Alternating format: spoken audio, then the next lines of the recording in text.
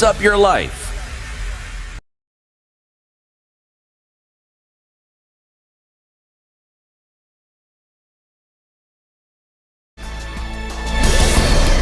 Good morning, this is the News Wire. I'm Leah Obaga. Former Deputy President Rigathi Gachagua has claimed that there was a deliberate plan to harm him during a violent funeral in Limuru, Kiambu County last Thursday. In an interview with the local TV station, Gachagua explained how the chaos unfolded, saying the government has been using goons to control its political activities since he was ousted from power. Some people in government have sat down and decided that they won't use criminal gangs to manage politics. Right. Disrupt meetings, scare leaders, like now they really destroyed vehicles belonging to members of parliament so that leaders are scared of going to meetings. Again, is a way of stifling dissent, because I think leaders who move around with me are very vocal about things that are not right in this country. And Gachagua also said that the Kiambu County Security Force was involved in the attack and that the criminals were allowed to enter the funeral as early as 8 a.m. Rigathi claims that police commanders held a meeting at Tigoni police station the day before the funeral and that the goons involved have not yet been arrested despite being identified. Stop using criminal gangs and arrest those characters, because from the social media, from the videos, these characters are clearly defined and they are known, and people are even putting names to them because they know them. None has been arrested. Instead, they want to harass the senator for Kiambu, Karungo Thangwa. Karungo Thangwa was a victim. I came with him. We came in the same convoy. He was attacked, his vehicle was attacked, and after the incident, he went to DCI headquarters to report this incident. They refused to listen to him. Among the names under consideration is former Health CS Mutahi Kagwe, who may be appointed as the new Interior Cabinet Secretary to replace Kithure Kindiki, who was promoted to Deputy President. Currently, Musalia Mudavadi is the acting Internal Security Minister. Ruto's move appears to be a strategic attempt to placate the restless Mount Kenya region, particularly the Nyeri community, which has expressed dissatisfaction with the current representation in government. Adding to the momentum, Kikuyu elders gathered in Nyeri on Friday to unanimously endorse Kagwe's inclusion in Ruto's government. They emphasized the necessity of having a cabinet minister from the region and urged Kagwe to accept the proposed position. A Kitale Medical College student who was expected to graduate on Thursday this week has reportedly been stabbed to death by his alleged girlfriend following a romantic dispute. Trans Nzoia County Deputy Police Commander Salasio Mureithi says the student, identified as Benedict Kipto, aged 25, was brutally murdered by his girlfriend Masi Masika at a hotel in Kitale. Commander Mureithi says the woman is being sought by detectives after she went into hiding in connection with the murder. Witnesses to the incident, including Dr. Avin, who administered fast aid on the victim, described how the deceased bled. Alikuwa amedungwa kisu upande wa kushoto wa shingo lake. Wakati niliona anavuja damu kwa wingi, nikaitisha usaidizi ili tuweze kumkimbiza katika hospitali ya karibu ya rufaa ya Kitale. Lakini tulipofika pale hatukuweza kupata usaidizi. Nikaweza kumpeleka hospitali ya Cherangani nursing home. Kwa bahati mbaya, tulipowasili pale katika emergency area, mwenzetu alikuwa amepoteza maisha yake. Gladys Kipkorir, a resident of Sacho area in Baringo County, is the mother of the student who was killed by his lover. Mimi ni mama ya mtoto Benedict Kipto. Alikuwa MTC Kitale na alikuwa graduate tarehe 5 mwezi huu tu. Kesho kutwa tulikuwa tumejipanga, alikuwa ameenda hata kuleta gauni yake huko Nairobi juzi. Tumeshughulika sana na huyo mtoto. Mimi ni mama mjane mwenye niko na watoto wengine watatu. Ni pila yenye nilikuwa nategemea. Tulishtuka sana. Hata saa hii sina nguvu. Roho yangu iko chini sana. Mimi nimelusi yangu yote. Graduation imeenda hivyo. I don't know, I'm really so low. I need that lady mwenye anasemekana alipotea julikani yako wapi. Atafutwe apatikane. Serviwe justice. My son is gone. Nobody else will replace him. Trans Nzoia County CEC, that is the health CEC, Samuel Juang, who is also a mental health professional, has advised couples to seek counseling services whenever they have a dispute in their relationships. Mtu wa kuthreaten, uwe msichana, uwe mvulana, uwe bwana, uwe bibi, tafadhali just walk away. Hakuna kitu enough at in the name of relationship at unaweza sacrifice maisha kwa sababu ya relationship. Just walk away. That's the news wire. I'm Leah Obaga.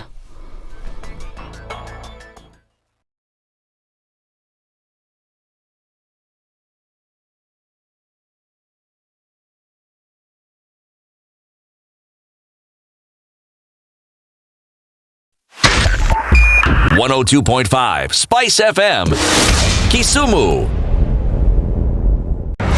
The following takes place from 6 a.m. to 10 a.m. every weekday on Spice FM. The man who looks at a beautiful girl and doesn't talk to her will end up serving lunch at her wedding. Aya, City, do like that. My father has killed a mouse. Will he fail to kill a man?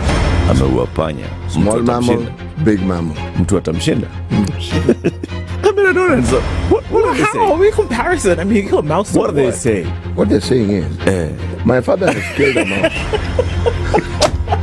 Will he fail to kill a man? Name, surprise. Someone's name. The name surprised you? No, the name is surprise. No, what am I saying? I'm from Nigeria, man. I met somebody called I Believe. So your name is I Believe? Yes, my name is I Believe. But that's the short form. I said, excuse me? I said, yes, my name is I Believe. So what's the full name? I believe in the goodness of God. The Situation Room, Kenya's biggest conversation. If you go out of this country and come back the same person, then you have a problem. Buy land, 1 million. Put it there for 5 years. What's the purpose? It'll have increased in value. No, that's the thing. That's darkness. That's an eclipse. You don't do that. I hope you don't believe that a hustler is a poor person or that all hustlers are poor. I've seen that conversation. Tell us, who is a hustler? So who's a hustler? Hustler is a person who is making a living through hard work. Corruption in Kenya is a political accusation. The people who are actually corrupt are not pointed fingers at. Kenya is not free. Kenya imeshikwa na mateka. It's under siege. Have you seen that lodge on Nyeri Road? Very high fence. You can't even Windows sleep inside. up near the ceiling. Yes. And if you walk there at midnight, you see bats the size of cows. And when it rains, it doesn't rain on that building. Yes.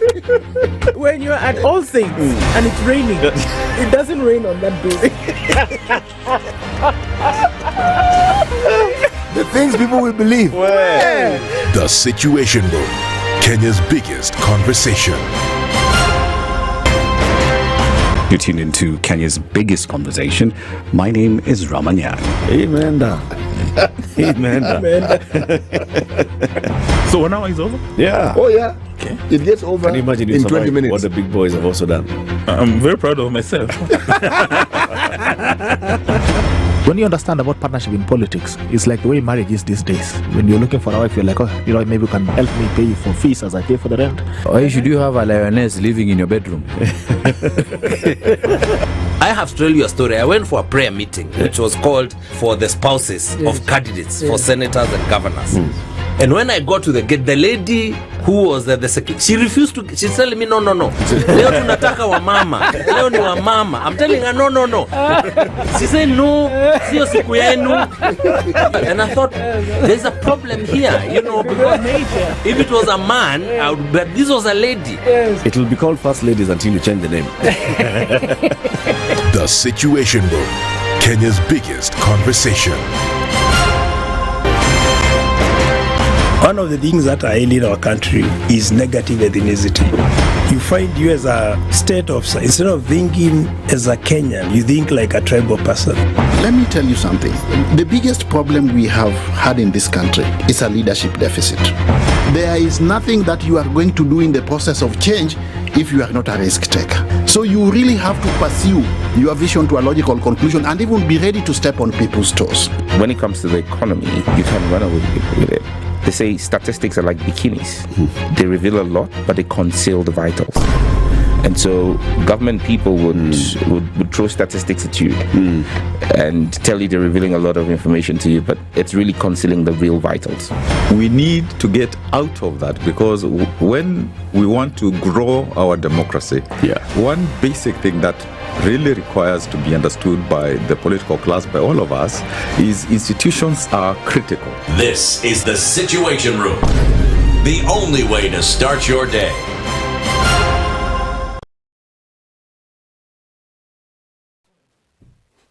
Well, welcome to a new week. Welcome to, is it new or is it old traffic? Well, it's old traffic. Old in the sense that not much changes at this hour. It's not that people haven't woken up, but for there to be traffic, vehicles need to be on the move. And as I can see, not much is happening. And you may ask, what am I looking at and where am I looking? Well, let's start with something that you may understand. Let's start with Mombasa Road, because that's where I am. Haki, there is nothing. Haki in Kiswahili means of truth saying. There is nothing, literally. If you see a vehicle, it's 1 or 2, 3 maximum. If you go to thicker road, my goodness gracious me, thicker road, go, ho. It's like an airport that is being built. The runway is empty completely. 1 to 2 cars, all right? If you're looking at Waiyaki Way isn't, well, you know, Waiyaki Way, this traffic from these places fit into Waiyaki Way. So if there's no traffic on that part of the road, it's very unlikely that there'll be any traffic on Waiyaki Way. And there isn't any traffic. Southern Bypass, well, it is the Southern Bypass. Eastern Bypass, well, it is the Eastern Bypass. And as for traffic, well, they'll eventually get there. But as of now, they are not there. Now, have a lovely morning, people.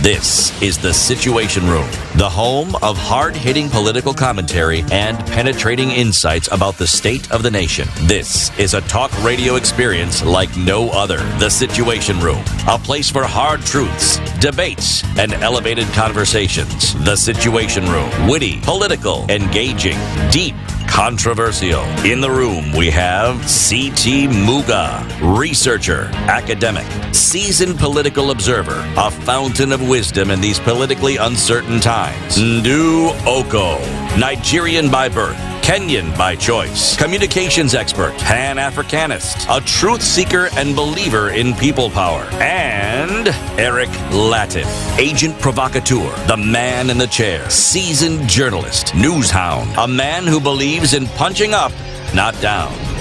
This is the Situation Room, the only way to start your day. I saw that happening. It was going to happen like that. Good morning. How are you doing? Welcome to Kenya's biggest conversation, The Situation Room. How are you doing? How was your weekend? Welcome to December. Hello, December. It's dirty December. Sorry. It's a dirty December. What? Yeah? Mambo iko namna hiyo? City, how are you? Fine, thank you. Yes. Welcome to December. Thank you very much, sir. Yes, welcome to December yourself. Thank you. Thank you as well. Thank you very much. Ndu? Yes, please. How's yours? It's all right. Just like that. I'm telling you. It's all right. I was listening to Handel's Messiah yesterday. George Handel did this fantastic orchestral piece called It was actually then called Handel's Messiah. Is that the one which has Hallelujah? For unto us a child is born. Okay, that one. Unto us a son is given. Unto us. And the government shall be upon his shoulders. And his name shall be called Wonderful Counselor. The mighty God, the everlasting Father, the Prince of Peace. It was a weekend for listening to... Yeah, listening to a lot of... Omeanza. So how many days now? When do we start the singing of those things? On the 12th. On the 13th. That's the 12th day of Christmas. My baby said my to baby. Me. Said to me. That's the one. It starts then. Okay. How are you doing this morning? I am fine. Yes. I had a quiet weekend around here. around here. Yeah. No, You came to this place? No, he didn't go Galavante. Around Nairobi. Oh, around Nairobi. Around here. Here's Nairobi. Yeah. Okay, so you didn't go outside and find a lonely road. Jiji la Nairobi. Master Galavanta. That's rains, quite man. something. No, he was stationary. The rains, man. So, well, I could have gone to Kimana, but then Mr. President was going there. So I was like, watch and enjoy. Ni mzuri sana. Chatu simwaribie. Asifikiria ati tumekuja kumwaribia. So, yeah, so he was there. In Kimana. Yesterday. Yes. Yesterday. Ati, something has happened in Namibia. Yeah? They had an election. That's right. And there's a party called SWAPO in Namibia. And it did the thing. Right? Yep. And now we have another woman president in Africa. The 5th president of the Republic of Namibia. Netumbo Nandi Ndaitwah. It's a good thing, man. It was fantastic. Netumbo Nandi Ndaitwah. And it was not flukes. It was decidedly. It was proper. Not Ushindi, at less by 1,000 votes. Ushindi wa kushinda. Yeah, so I'm getting onto X and I followed her. And of course, as official you would expect, X page for Comrade Netundo Nandi Ndaitwah. Yes, and of course the opposition have said they're not recognizing this thing. Of course. Did you expect any less? The opposition has said that. Very good. We wouldn't recognize them as an opposition if they did. Especially in Africa. If they didn't do that. Yes. You would have said that these guys are fake opposition. The independent patriots of change. Well, they've been given opportunity to change here. Well, here in this particular occasion, change your view. Okay. It's a Monday. Let me tell you what we shall discuss today. So today something big happens on the screens. There's a merger of KTN News and KTN Home. They'll now become KTN. And there's a new brand that's being rolled out tonight on KTN. Okay? We'll be joined by the managing editor for KTN, Ken Mijungu, and KTN host Zaitun Ali. So both of them will be coming at 9 a.m. to tell us about this new KTN. All right? The new what? KTN. Let's look at our politics and what's happening in our political landscape. And we'll be joined by Dr. Barak Muluka, the Strategic Communications Advisor, who comes in at 7 a.m. to have a conversation with us. And then at 8 o'clock, we shall have a conversation with you to see what's happening in the country.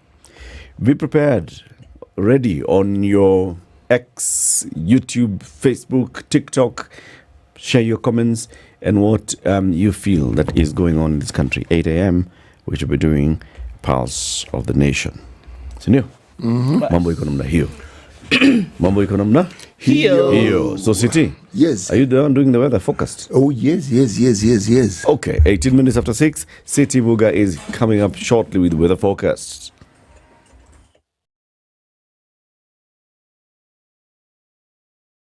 This is the Situation Room, the only way to...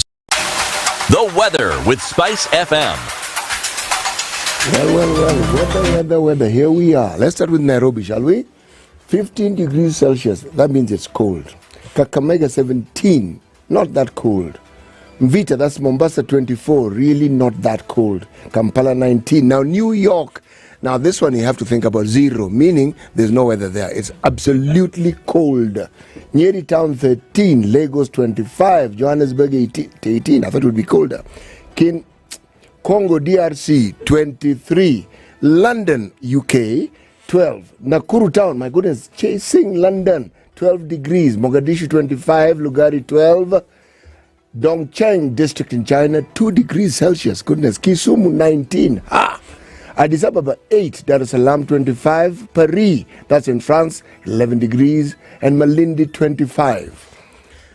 Now, talk about weather. The day will be pleasant if you make it so. Have a lovely day.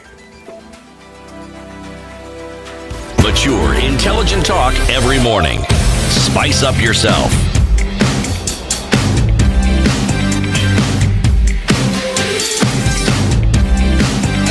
Mornings done right. 94.4 Spice FM, Nairobi. Bonjour mes frères et messieurs. Salutations de mille collines. It's Michael Olande who says, good morning, my brothers and sisters. Salutations de mille collines. He's greeting you from a land of 1,000 hills. Okay. Musi L says, good morning, Kenya. Cyprian Kambuni is here this morning. Robert Mbogo says, good morning from Mombasa. Eliana Yabesh, Merry Christmas and good morning, Sawa. Desmond Otis says, hello, Spice and listeners. Let's stop femicide.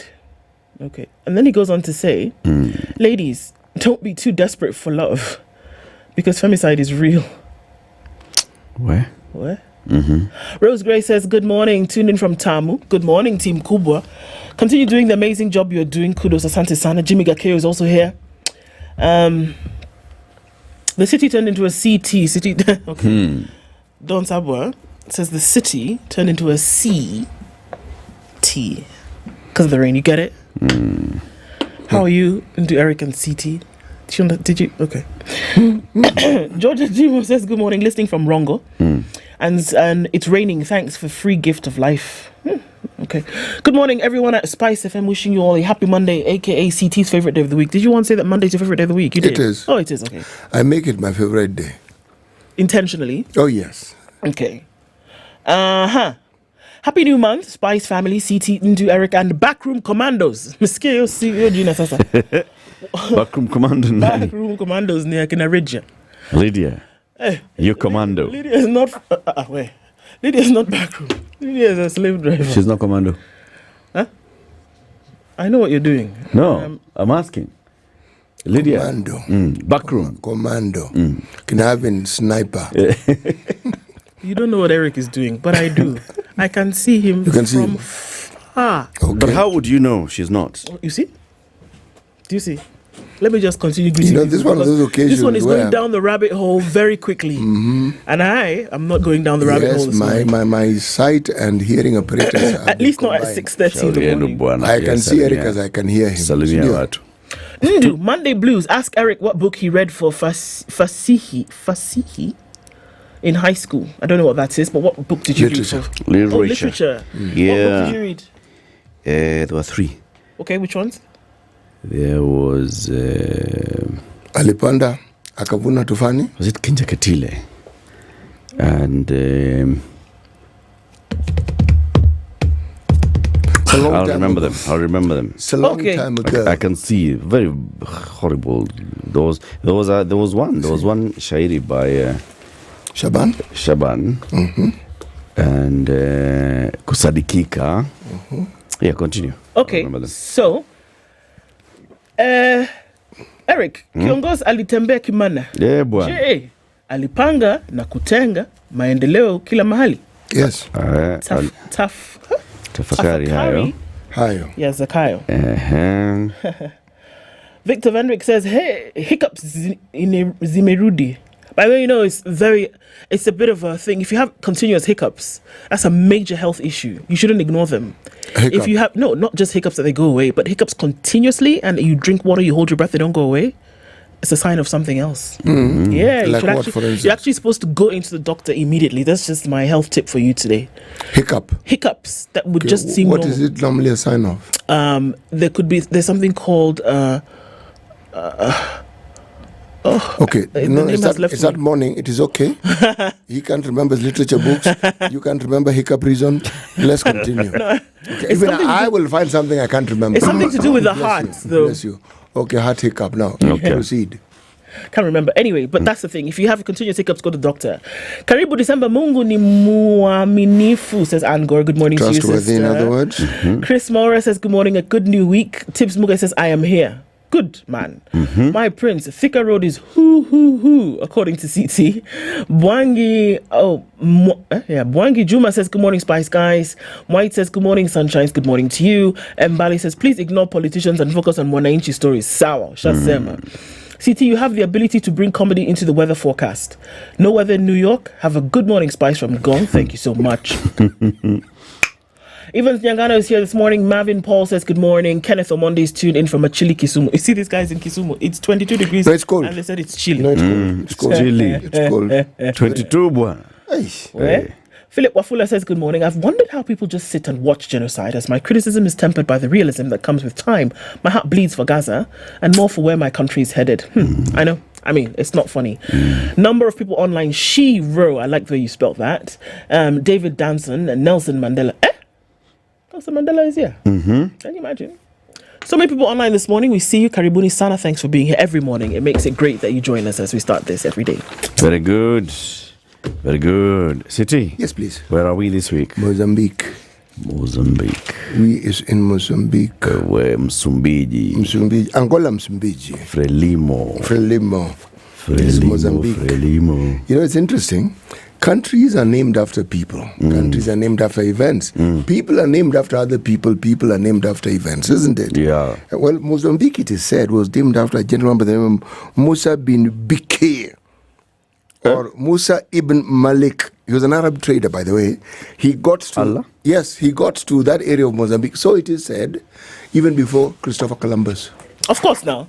This Christopher Columbus guy thinks that he's the one who found everything. No. Actually, he found people there. He found people there. Yes. And by the time Vasco da Gama was coming, sorry, it wasn't Christopher Columbus, it was Vasco da Gama.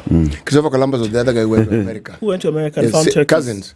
But the one who came here was called Vasco da Gama. Anyway, he was alive when Vasco visited that country. Now, the question I'll be asking our guest this morning, what was the name of the capital of Mozambique before? It is now called Maputo. But for now, let us go to Zipro. The proverb. Proverb is So good. Maputo's previous name. Yes, no, that one I will ask. Okay. No, I'm not asking you to tell me. Okay. We will ask. So those who listen in the morning and are coming here, they'll be fortunate. Gives you time to look and see and find. Okay? Okay. Right. A reflection cannot see itself. This is very true. A reflection cannot see itself. Proverb, Monday. Where? You know I had a choice. Forgive me. This one, I really have to read what the other choice was. Because it was the first choice was not, this is the second choice, but I've read the first choice was, if a chicken attacks you in the morning, run first because it may have grown teeth overnight. Yeah. What you saw last night is not necessarily what you see this morning. So if I were to give you a choice, which proverb would you choose for Monday? The chicken, man. The one for the chicken. Okay, boss. That's the proverb for the day, Monday. Okay. Yes. So say it again. If a chicken attacks you in the morning, run first because it may have grown teeth overnight. Yeah. What you go to bed with is not necessarily what you're going to wake up with. Yeah, ujui. Ujui. Nimeenda sana. Abana, you've done well.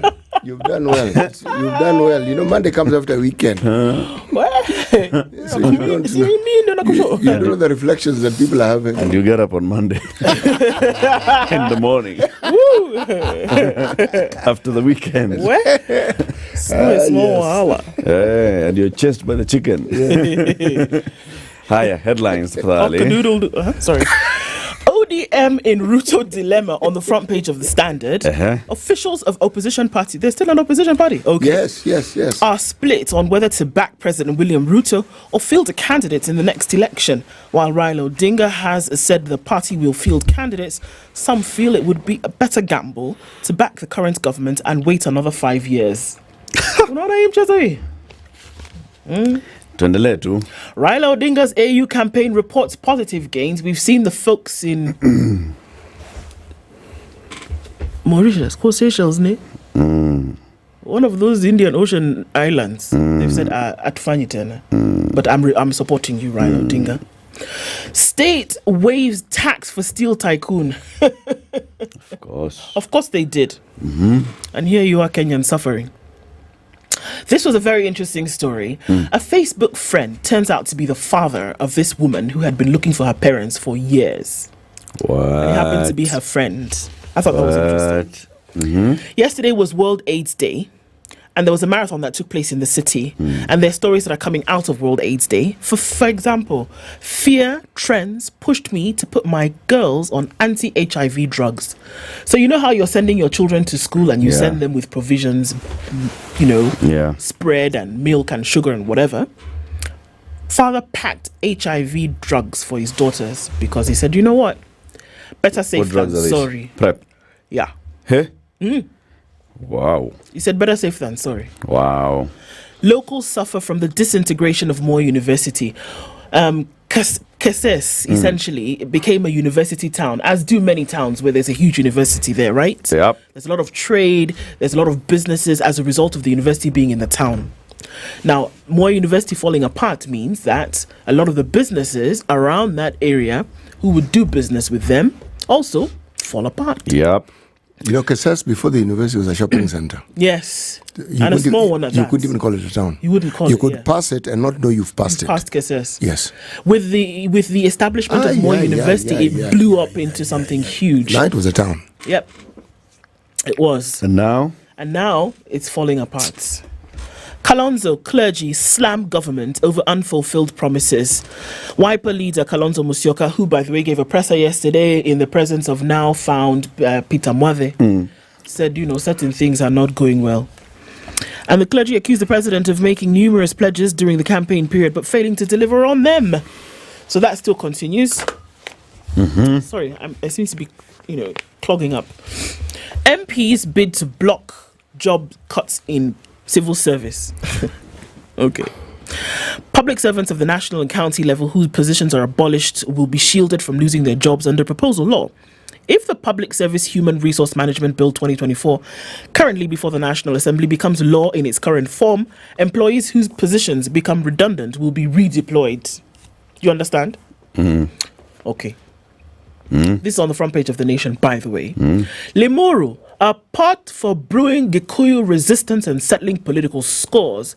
It seems to be called the epicenter, from offering President Jomo Kenyatta a stage to engineer the downfall of his vice president, Jaramogi Oginga, a theatre for Professor Gogewa Thiongo. Resistance plays to a springboard for Mr. Uhuru Kenyatta's presidential candidature. Limuru, the venue of last week's attack on ex-DP Rigathi Gachagua, has been Mount Kenya's political pulse. Still being called that. Did Kenyatta National Hospital overwork young doctor to death? It's a question that's being asked. 36-hour shift. It doesn't matter what you're doing. If you're picking pins and putting them into a box, a 36-hour shift is not a joke. Now you can imagine when you're administering care to patient after patient. Night of horror. How my former lover nearly killed me. ODM will join State House race in 2027. Raila Odinga now declares. Evil. Business Daily. In a summer, why Kenya will not probe Elon Musk's Starlink on pricing. The Competition Authority will not investigate Elon Musk's Starlink of accusations that the satellite internet firm is engaging in predatory pricing to edge out competitors. The watchdog said in an emailed response that while the law allows it to investigate restrictive trade practices, it has no basis to act on complaints of predatory pricing against Starlink at this point because the company has a small market share. But that's exactly when they do predatory pricing, when they have a small market share. They just disrupt the market. To gain market share. That's the reason why they would do that. Aurora and Kimorel dams back in Adani-type deals. The controversial Kimorel and Aurora dams are among the stalled mega infrastructure projects that are set to be revived under PPP financing, according to a Treasury report. The report has disclosed that the development of the two dams in Elgeyo-Marakwet County is ongoing under the PPP framework, placing them in the growing list of public projects being handed to deep-pocketed private investors such as Indian billionaire Gautam Adani. Okay. Treasury eyes 13 billion shillings from tax on infrastructure bonds. Tax on finishing... Wait, what is that? What does that mean? The government could raise up to 13.4 billion shillings a year through the proposed introduction of a 5% withholding tax on the interest paid on new infrastructure bonds. Now I want to start taxing on interest from infrastructure. I lend you money, right? This is the government. Government comes and tells me, lend me money. I lend it money. It tells me, I'll give you an interest. We agree on the interest, say 15%. Yeah. Government gives me back my money plus my interest and then taxes that interest. Money that I lent you. Yes. You're not serious. Seriously, Goma. Serious Goma. Tax on finishing materials to raise construction costs. Uber tightens rules for drivers in Kenya as influx hits earnings. Kenya Power stocks retreat from recent highs. And then there's on the intelligence page of the Business Daily today, Karo Musyoka, who is a corporate governance specialist, talks about farming. She's giving a story here of she has a farm in Laikipia County, and her neighbor is a retired civil servant called Joram. She's not named him Joram, that's not his real name. Joram is a retired civil servant who was doing what retired men do at the local Mungedo. Sit there, kula madas, afternoon, kirafu inafunguliwa, itisha biri. Kirawa? Kirafu. Kirafu is what? Kirafu ikifunguliwa, unaitisha biri. Crab open. Oh, crab. Club. See crab. So now, a few months ago, Joram's son decided to keep his father busy. So he built him an animal pen and brought him some livestock. Na kijana akarudi town. Alisahau kitu moja. Hii wanyama itanidi chakula. Sasa mzee anafungulia ng'ombe inaingia kwa shamba ya nani? Ya Karo. Oh no. Ya Karo hajafurahi. If you cannot provide a consistent source of food for your animals all year round, you will shed premium tears. Yeah. City? Yes, please. Tell it. Oh, now there's also a live feature, menopause relief at the gym. A woman who is going to the gym and she says it's helping her cope with this new stage in life. The Star. Yes. Top right-hand corner in teal green. This is a good picture. We see the former Prime Minister standing at the podium with his hands reaching out, looking very resplendent and etc. Statesmanship, etc. Looking African. Kabisa. Yes.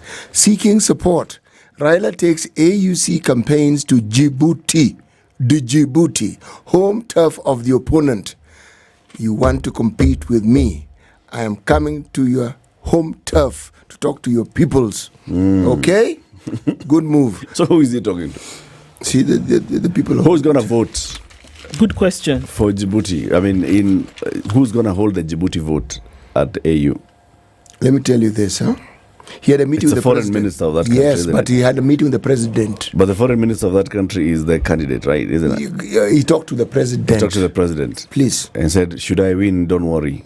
Have no fear. I got you. In fact, this guy is my brother. I got you. Okay? And this thing is a brotherly thing. If he gets it, I have also gotten it. Yes. Unity in If I Africa. get it, he has also gotten it. In fact, in this case, even you are included. Even you've got it. Okay? Right. Anti-finance bill. Bold prison officer who joined Gen Z June demos honored by rights group. There was such a person. Okay? Now, this prison warden's name was Jackson Kuria. And defenders of a coalition executive, there's a picture taken here when they're giving him an award. Okay? Telling him, you well done. You know, if the guy's Gen Z, what do you think? He could see where they're coming from. Kabisa. High bills. MPs answer Kenyans on 6 billion losses burden high cost of electricity. This story is on page 5. Okay? We are becoming a theatre of the absurd very, very fast. They want Energy Ministry to fast-track the completion of the transmission lines and the substations. All these things cost money, and as money is costed, rest assured there will be even more drama. Prevention. Single-dose HPV vaccine to protect 2.7 million more girls against cancer. This is what the experts are saying, and the story of this is found in full on page 20 of the Star. Now, bang in the middle of the paper, tough option. Hiring presents head of state with dilemma as more communities express interest. What interest are we referring to? Well, we are referring to the interior docket. And the, and the bold headline said, Chir Chir, Kagwe, top list for interior docket. Come. Doesn't is Chir not the CS for roads and transport? Yes, he can be moved. No, I beg, we have work to do. Roads, have you seen Mombasa? No, please. The other day here, there was a minister for interior, was a professor, Abraham Kindiki. No, but then he was given the vice. Yes, he moved. Deputy president. Yeah, movement. Chir can also move. No, we don't want. Okay. Mudavadi has been moving. He was. Okay.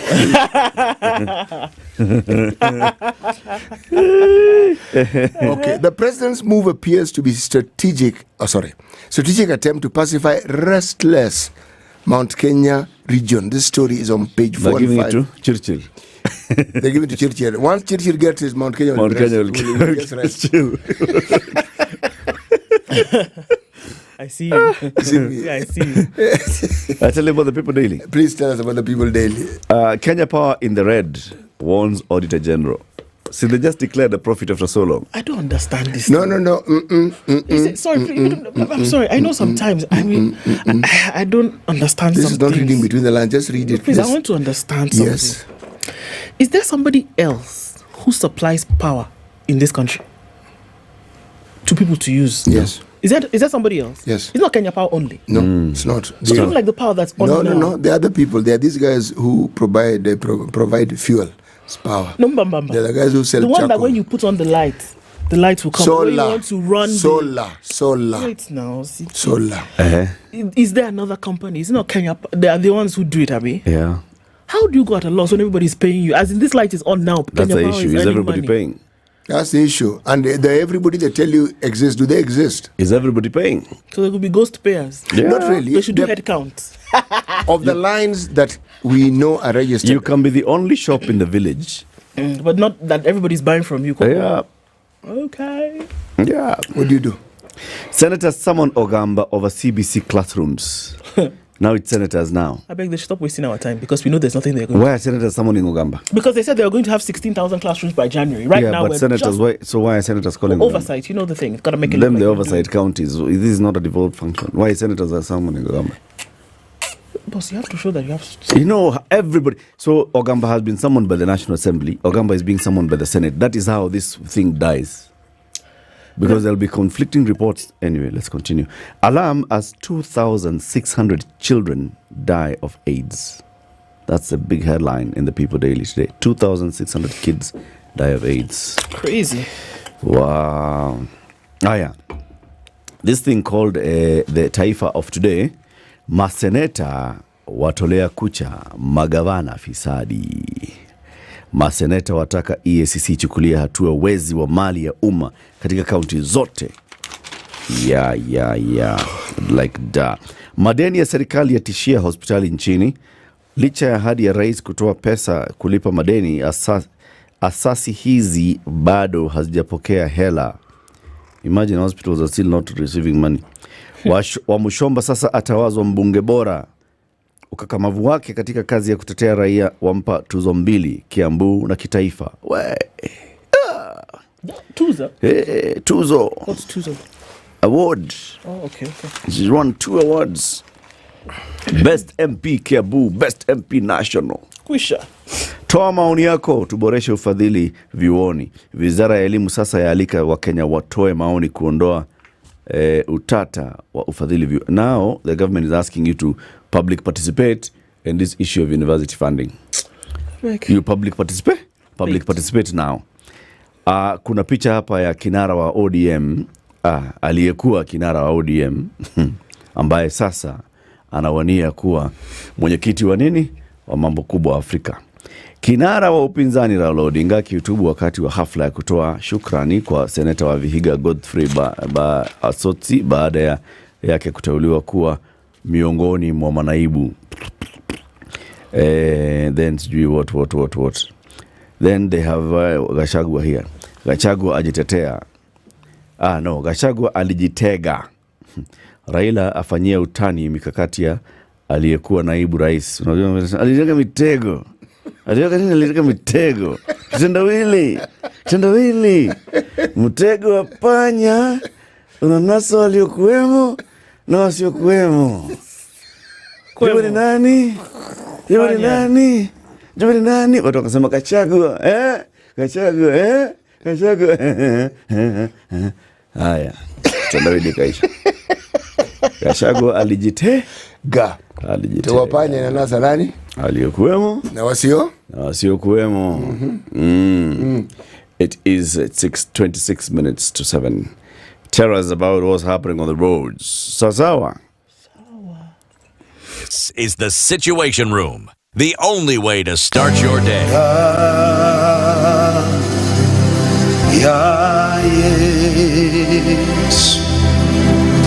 New Life Prayer Center and Church chini ya Pastor Evangelist Ezekiel inakutangazia ibada kubwa ya meza ya Bwana. Tunapokutana kwa mwili wa Yesu na damu ya Yesu, tunapeana chakula kwa yule mtu wa ndani. Baraka za kufunga mwaka 2024, kupokea nyota, uponyaji, unabii pamoja na kufunguliwa kabisa. Ibada hii itafanyika tarehe 4 hadi tarehe 15 mwezi wa 12 2024. Mahali ni Mavueni, Mombasa nchini Kenya. Watu wa dini zote, watu wa mataifa yote mnakaribishwa. All right, Uhuru Highway already busy this morning. Let's look specifically coming in from Haile Selassie and joining with whatever's coming off of Ngong Road. Remember that area is closed off until January next year. And what's your alternate route? Probably go backwards at this point, because clearly here is a mess, and it has not even started this morning. Landis Road is pretty busy as you approach Haile Selassie, because all that stuff ahead is going to slow things down considerably. Let's take a look at the Thika Superhighway, and like magic, there's now traffic coming in from Survey through towards the CBD. We're not seeing too much coming in from Githurai, Kasarani out towards the city, so it's all a watch and see for now. James Gishuru is also looking pretty smooth as you cross over Waiyaki Way. Also, the Red Hill Link Road is not going to give you too much drama right now, so we're getting into it slowly this Monday morning. There's a bit of a drizzle here and there, so that might slow things down, but for now everybody's moving where they need to go. How about you tell us what's going on where you are as you try to move things this morning, and talk to us. SpiceFM KE on X, hashtag the Situation Room. Mature, intelligent talk every morning. Spice up yourself.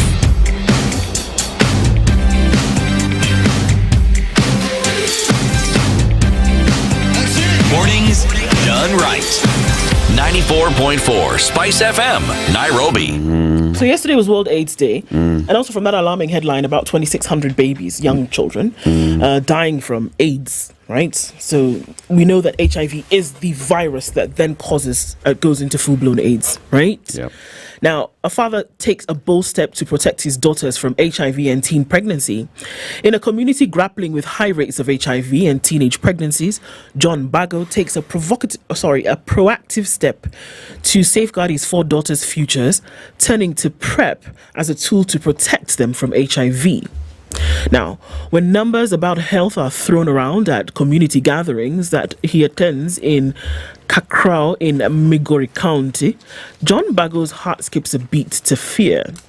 1 in 5 girls under 18 years old are already teen mothers, according to the latest Kenya Demographic Health Survey.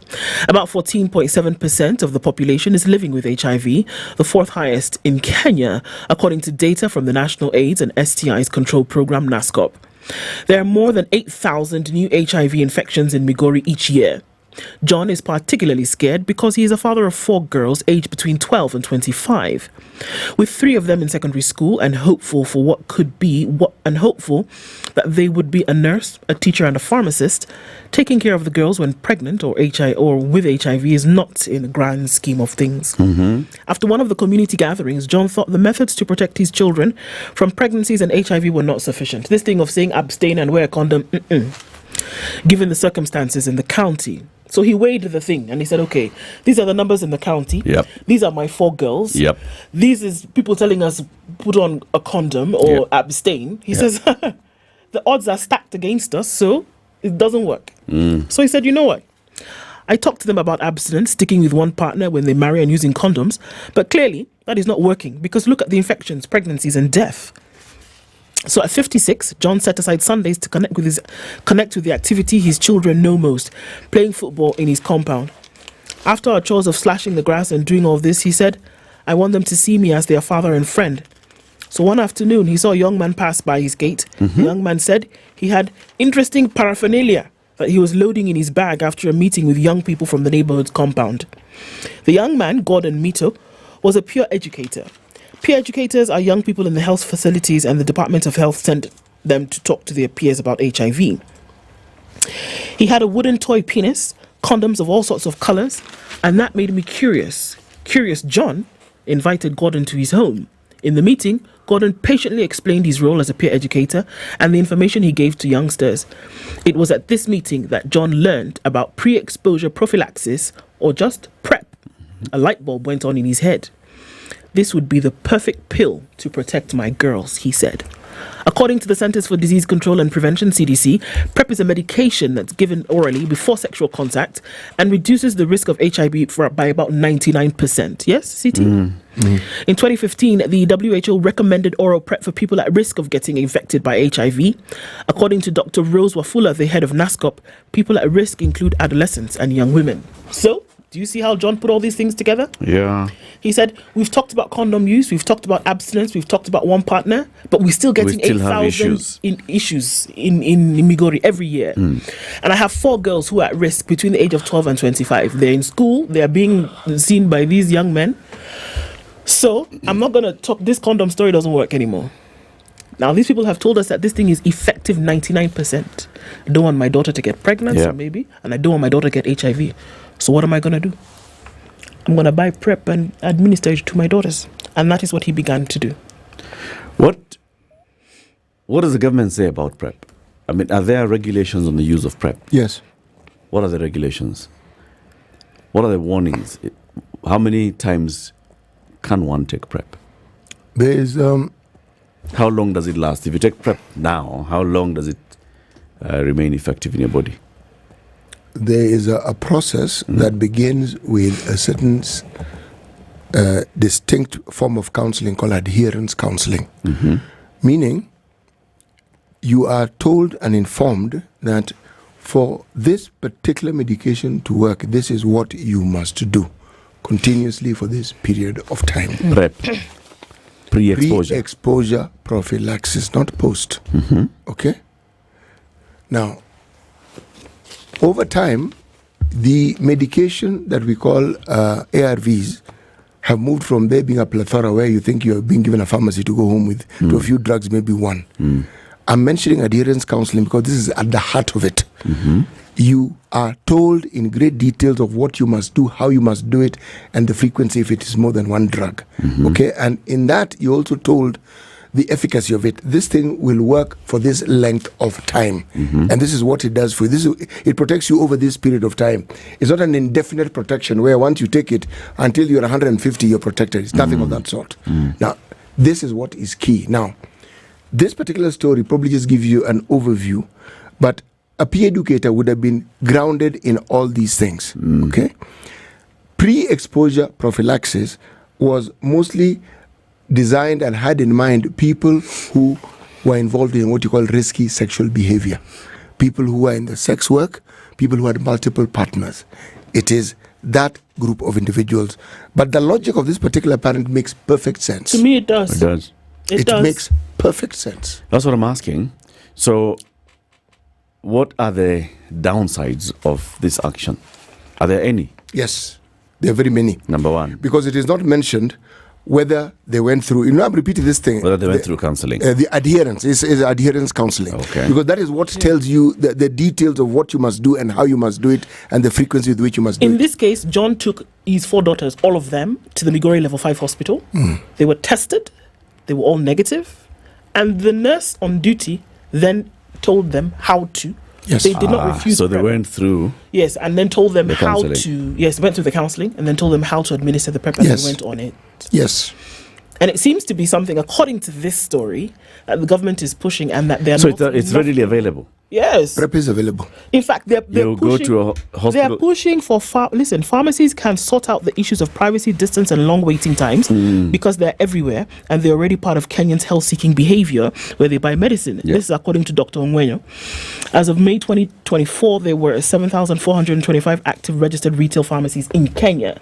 So it's actually something that they're encouraging because people don't want to come to hospital and bear yourself in a public arena like that. So they're saying pharmacies have a more private way, and they're actually pushing for PrEP to be available at pharmacies that are registered and for people to use them. You see, what they don't want, what they're avoiding is for it to be like the day after pill. Yes. Where the it's emergency. just available as though you're buying aspirin. Yes. Because ARVs actually do have consequences, and you have to be told. And part of the counseling informs you, when you feel this way and that way, please come back. Because what we may have given you may not necessarily work for you, so we need to give you this. And you need to be under constant supervision until your body settles on what it is that you're taking. So a pharmacy may not do the trick fully until or unless it's a pharmacy that is associated with the healthcare facility, so they know that in the event of there being a problem, you can be referred to that health facility. Is there not also the risk, CT, then, of folks then, letting down their guard? Because you know you're on prep, so you can say, I can do they whatever let down their guard a long time ago. I mean, ARVs on their own, the moment people understood that you don't need to die, said, Kwani, where's the problem? Yes. So, problem is, again, if you do not go through the counseling and you take it in the way you see fit, you then will develop resistance. Now, then your real problem. So, is there a prescription? Yes, there is. If there's a prescription, the pharmacist can write that thing on the sleeve. Take once a week. I mean, how often should one take PrEP? How long does it last in the body in terms of effectiveness? The process that Ndu mentioned, where you are first tested to determine your condition. Right. Okay. Now, if you are already HIV positive, okay, by the way, the drug that you're given as a pre-exposure prophylaxis is the same drug that you'll probably be given if you're already positive. Okay. Yes. I'm simply saying that because of the nature of the drugs in and of themselves can be, the effects can be very, very adverse. I get all that. Yes. I'm just coming to the point that because we have PrEP being available, what is, number one, how is it administered? Are you told, okay, so take once a week, take this. Are you told, before we take you first, let's do a quick test, so then we know? I mean, what is, it's already available. It is. It has been available for a very long time.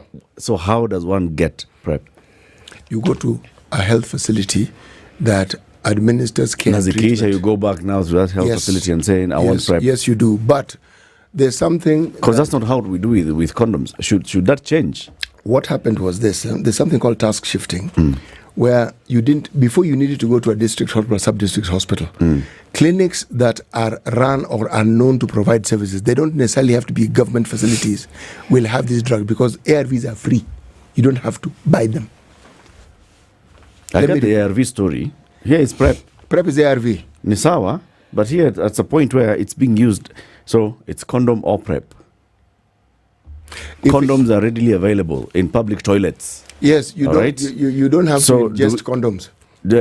Do we then say that if these things are available at pharmacy, you just go and say, I've come, I want to buy PrEP, and you get PrEP? No. For example, is this father saying that every time then he has to take his daughters to the health facility so then they can go through another round of counseling? Yes. How many PrEPs do they need? Yes. Yes. That is precisely it. Okay. That syndromic disease control lady needs to come back. What's her name? Dr. Masha. Dr. Masha. Yeah. Needs to come back. There's a quick story here.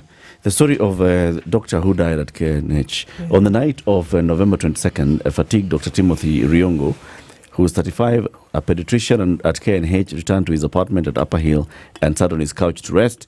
For nearly a month, this doctor, who's a surgical registrar in the Department of Surgery at KNH, had been on duty around the clock for 7 days a week, long hours. He had not taken leave for 2 years. He had been working in the facility as a master's student under a University of Nairobi program. This guy was previously working in the county of Meru, and then he now came to do his master's. All right, long hours. On this particular day, he went home, and he was living alone. He had a housemate who was not at home on this particular day. Housemate came a couple of days later, opened the door, found it was dark. There was no power because the tokens had run out, and this guy had just slouched on the couch, and he was lifeless. Apparently, he was diabetic, and he had collapsed a couple of times, even at work. Now, the story here is the death of intern. Does KNH, did KNH overwork this particular intern? Remember, he's basically a master's student. That's how he's at KNH. But he's already a doctor. He's already done the initial undergrad internship, registered as a doctor, worked for 3 years, worked in the county. Now he's here to do his master's. He's just doing the practicals at KNH in the Department of Surgery, and he has had very long hours. What's going to happen? Right? So it's a sad story, that one. Sad story. Yes. Sad story. Yeah. Keep it here for more. It's 7 a.m. news time.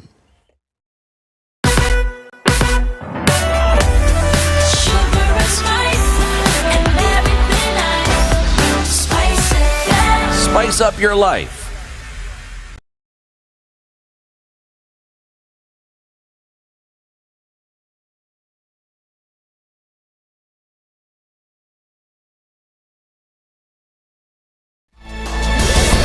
Good morning, this is the News Wire. I'm Leah Obaga. Now, former Deputy President Rigathi Gachagua has alleged a deliberate plan to harm him during a funeral in Limuru, Kiambu County on Thursday last week. The event, which drew hundreds of mourners, devolved into chaos when a group of armed goons disrupted and attacked attendees. In an interview with a local TV station, Gachagua described the attack as a well-planned attempt on his life, citing the lack of uniformed police officers and the withdrawal of his security detail a week before. Some people in government have sat down and decided that they won't use criminal gangs to manage politics. Right. Disrupt meetings, scare leaders, like now they really destroyed vehicles belonging to members of parliament so that leaders are scared of going to meetings. Again, is a way of stifling dissent, because I think leaders who move around with me are very vocal about things that are not right in this country. Gachagua added that the Kiambu County security team was complicit in the attack, allowing the perpetrators to enter the funeral as early as 8 a.m. He claimed that senior county security officials met at Tigoni police station the day before and decided to provide a safe corridor for the attackers. Stop using criminal gangs and arrest those characters, because from the social media, from the videos, these characters are clearly defined and they are known, and people are even putting names to them because they know them. None has been arrested. Instead, they want to harass the senator for Kiambu, Karungo Thangwa. Karungo Thangwa was a victim. I came with him. We came in the same convoy. He was attacked, his vehicle was attacked, and after the incident, he went to DCI headquarters to report this incident. They refused to listen to him. Meanwhile, former Prime Minister Raila Odinga has dismissed Gachagua's claims, saying he should not complain and that he himself brought about the current troubles. Speaking in Vihiga, Raila said Gachagua's remarks were what destroyed him politically and that he should not blame anyone. He says Gachagua was a barrier to a reconciliation between him and President William Ruto, although his efforts were unsuccessful. Muliona juzi mtu mwingine anabweka kule, anabweka teo, timeweka mitego, nimeweka mitego kila mahali, hawezi kupenya. Hii mtego iliwekwa kwa panya, lakini kwanza mwenye mtego aliwawa. Kuku, mbuzi, ng'ombe, hiyo ndio hiyo mtego ya Gachagua. Aliweka mtego kule kwa State House. Anawekea baba mtego. USAID Ampathu Zima has said that the spread of HIV virus can be significantly reduced if concerted efforts are made to focus on prevention, changing behaviors to prevent new HIV infections, and visiting health facilities for health checkups. The organization's Trans Nzoia branch planning officer, Irene Lopakale, has urged men to be at the forefront of knowing their health status, especially considering that out of 10 people infected with HIV, 7 of them happen to be men. The theme of today, that is our racing against time, USAID Ampathu Zima has been in forefront in ensuring actually that we overcome this pandemic. I can only encourage you that HIV is preventable. We can only eradicate HIV/AIDS. HIV begins with behavior, and hence with behavior. Change begins at an individual level. Let's take the bold step today and know your status. Together we can end HIV/AIDS, we can eradicate stigma, and let's support each other in overcoming this pandemic. The county's health minister Samuel Juang said it's sad that the number of children infected with HIV has increased. Tuko at 3.2% katika kaunti ya Trans Nzoia. Lazima tutie bidii hiyo prevalence ipungue ikuwe hata 0%. Maambukizi toka kwa mama kwenda kwa watoto. Mother to child transmission. Trans Nzoia hii pia iko juu zaidi. Tuko kwa 13.1% na Trans Nzoia iko kwa top 10. Na future yetu ni watoto hao. Wakiambukizwa saa hii, kesho yetu itakuwa vipi? Na tufahamu na tujue ya kwamba lazima kujiepushe na mienendo ambao si sawa. That's the news wire. I'm Lea Ubaga.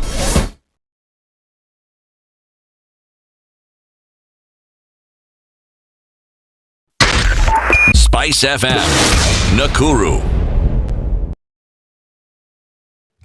All right, let's take a quick look at where we are right now. Traffic this Monday morning is very busy into the CBD, knowing that Haile Selassie is an absolute mess. I'm sorry, guys, but it's going to be that way for some time. I want to think about not using Haile Selassie because everybody's trying to get there. And this is just at that junction, as the crossover between Uhuru Highway, Haile Selassie, and Gong Road. As they do that pedestrian underpass, it's going to be torturesome for some time. Torture some. Let's make up words this Monday, why can't we?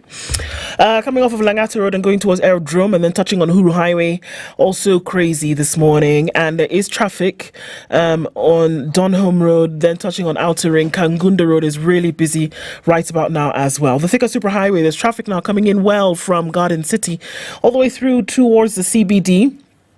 And that has already started to pack up. A quick look at James Gishoro, not just yet, but we know that will do its thing at some point. So we're getting into traffic hour, knocking on its door. Let's see what happens as we do. SpiceFM KE on X, hashtag the Situation Room.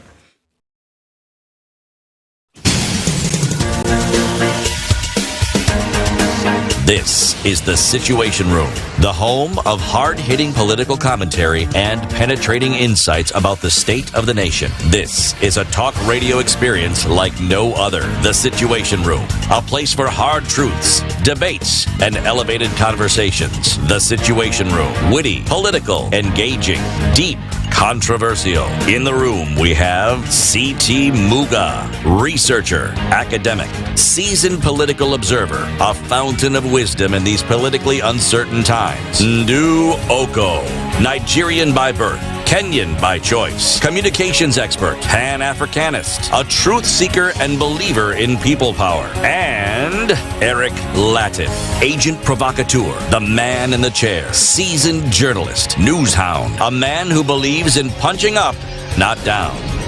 This is The Situation Room, the only way to start your day. Yes. It's 7 minutes after 7. How are you doing? Welcome to the second hour of Kenya's biggest conversation.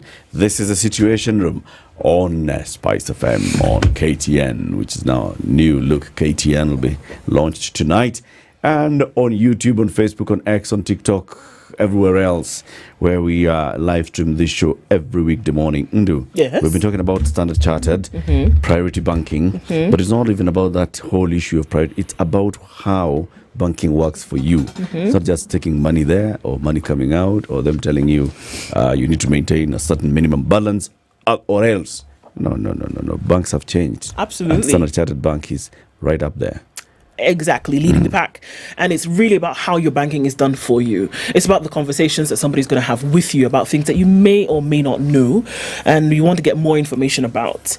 So you ask questions. How do I? What do I do? Where do I go? What do I use? And all of those questions can be answered for you. Standard Chartered priority banking is for you. And you're trying to find, okay, so how do I create? How do I grow? How do I manage my wealth? In however way I'm going to start, whatever amounts. There'll be somebody who's not just on the end of the phone who's just going to answer a question and say no. It's come, let us reason together. Let me show you the way. And you can start all this off by sending an email to wealth.kenya@sc.com. Somebody will respond to you and will say, come, let's have a seat and let us have a conversation about what you can do. It really has changed. The landscape is looking different. Yep. And it actually is different. And it's not just the bank, it's your friend. And actually, they do respond. Isn't it? I speak because I did exactly what you said. And they responded. And I even went for a meeting. There you go. Yes. They will respond and they will follow you up. They will call you. They'll send you a message. and they will ask you where it is convenient for you to meet. Yes. So you have a relationship manager now? Yes, I do. You should introduce that RM to Dr. Barak Muluka. Yes, she's called Rita. Or maybe Barak will introduce us to his. Yes. Dr. Muluka, good morning. Good morning, Eric. How are you doing? Wonderful. As wonderful as can be. Yes, I'm happy to see you guys all looking sharp, dapper. Karibu sana. Dapper. Yeah. Great. Yeah. Sisi tunajivunia kuwa wa Kenya. Yes. Kabisa. Mimi navumilia kuwa Mkenya. Don't worry, my friend. You talk to Standard Chartered, and when you get your relationship manager, tell you about the way you can start looking at seeing hope. Vumilivu ufanya nini? Hula mbivu. Basi. Hali mbichi. Mbivu na mbichi. Vumilia ule mbivu. Yes. Sawa. Let me tell you something, Daktari. No. And because I know that you know a man who loves to travel, and you travel quite a bit. I try. You try, right? Yes. When someone tells you, I try, no kugeria man. That person travels, my friend. No kugeria man.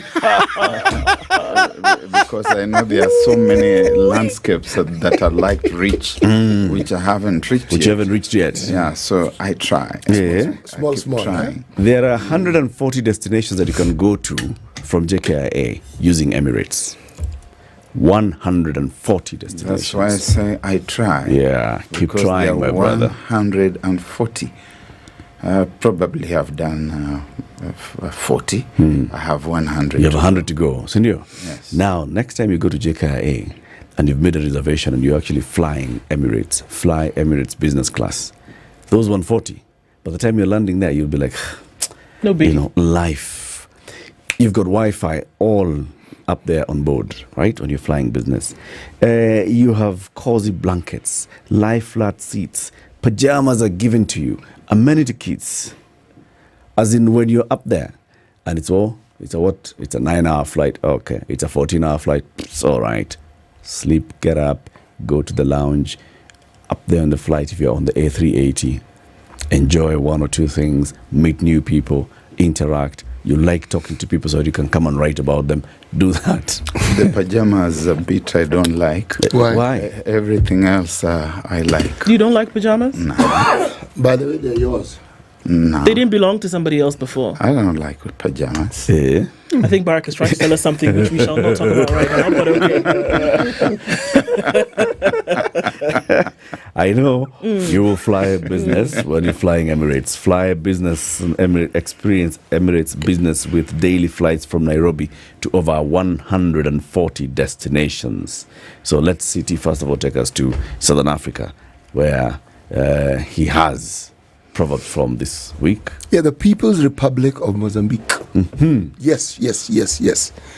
The proverb. Before the proverb. Barak. Yes, sir.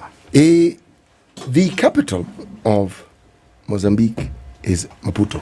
Lorenzo Mac. Okay. This guy was listening before you got here. He was prepared. Thank you. So what is Lorenzo Mac? For those that have just woken up. That is the former name of the capital of Maputo. It was called. Maputo was initially called Lorenzo Mac. Yes, it was. That was the name. Allah. Oh, yes. When did it change? Chief. Ask him.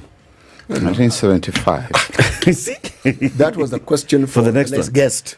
It's another guest who's coming as ahead. But thank you, Barak. Welcome. He's absolutely correct. The next guest is going to be The Ken question is, Mijungu. ask him, when did they get independence? Yeah, I think we need to ask Ken Mijungu. And you'll find... Ken Mijungu is the next guest. He's coming in at 9. Don't tell us. No, Ken Mijungu is going to take us to Lesotho or something. That's okay. Now let's hear when he comes in. You know about the coup d'etat in Portugal, 1975. The government collapsed. It did. Yes, and the colonies got independence. Colonization collapsed. At that point. Yes. And that's when now the people of Mozambique decided we are going to take back our city. No. They didn't decide. You know, when Portugal suffered, then things just went haywire. Yeah. So things fell apart. Well, Portugal, Principe, Sao Tome, Angola, Guinea-Bissau, and which was the other one? They got independence suddenly, and then they turned the guns on each other. Mozambique had a 2-year hiatus. 77. Bang! Started again fighting. Yes. That civil war lasted. Went on and on until the day the invincible Jonas Savimbi slept. Yes. Not too long ago. He slept. Yes, he did. He went to be the ancestors. Was he taken to sleep? Let's put it this way. Well, he still slept. The constant slept, yes. The manner. Was he put to sleep? He just slept. He slept. Okay. City, so what's the proverb? If a chicken attacks you in the morning, run first, because it may have grown teeth overnight. If a chicken attacks you in the morning, run fast, because it may have grown teeth in the morning. Overnight. Yes, when you went to bed, chicken had no teeth. Morning, you never know. It may have grown teeth. So take cover. Bas. You know, City, we had chicken attacking us around here for 40 years. And it didn't matter whether it was morning, night, evening, noon, whatever time, a chicken attacked. However, chicken with teeth that bite. Teeth that bite. And you've got to be very worried. You have to take cover. Because that means there's this fellow you have always taken for granted. This person you think is a coward. You know, like the one the country man was singing about. What's his name? You're talking coward about of the county. Yes, and the day comes when the coward decides that I'm going to strike you. And when you went to bed, it was just a coward, somebody you took for granted. Then this person rises and tells you it's not business as usual. Run. Do you think you've said the chickens have been attacking us for 40 years? Yes. Explain. Those ones had teeth. You know about the cockerel. It was red in color. And it crowed until the day it swallowed a tractor. Then it got into trouble.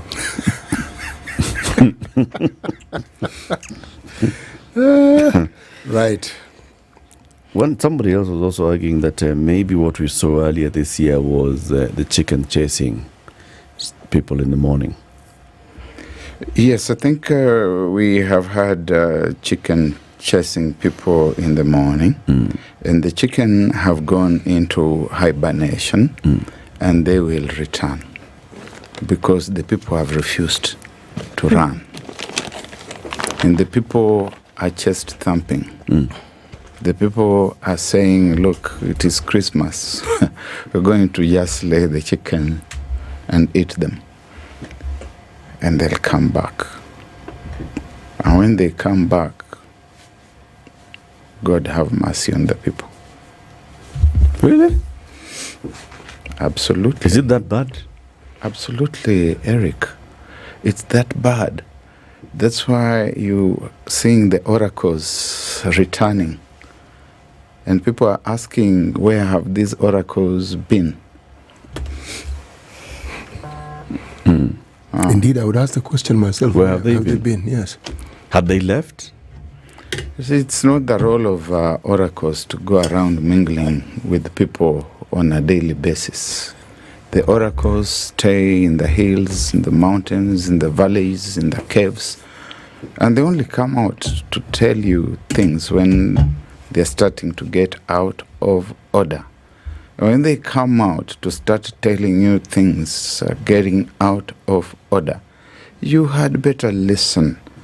Don't go around trying to answer them back and tell them things like I've been seeing on TV. these past few days, including yesterday. And you can see that person number one is saying, look, there's no need for us to answer each other with the oracles. Let us just talk to one another. Now, you do not have that luxury of having conversations with oracles. The oracles proclaim. They tell you about the way, the truth, and the life. And you listen. Don't be deceived. I have read where it's written in Isaiah chapter 1 that come, let us reason together. That is in the Old Testament. I've also seen where it is written, trust and obey. For there's no other way. So in this case, I mean, just very clearly put, Barack, that, okay, so if you make a connection, oracle, of course, in and even in times present, are somehow a spiritual guide. However you want to describe or define your spirituality.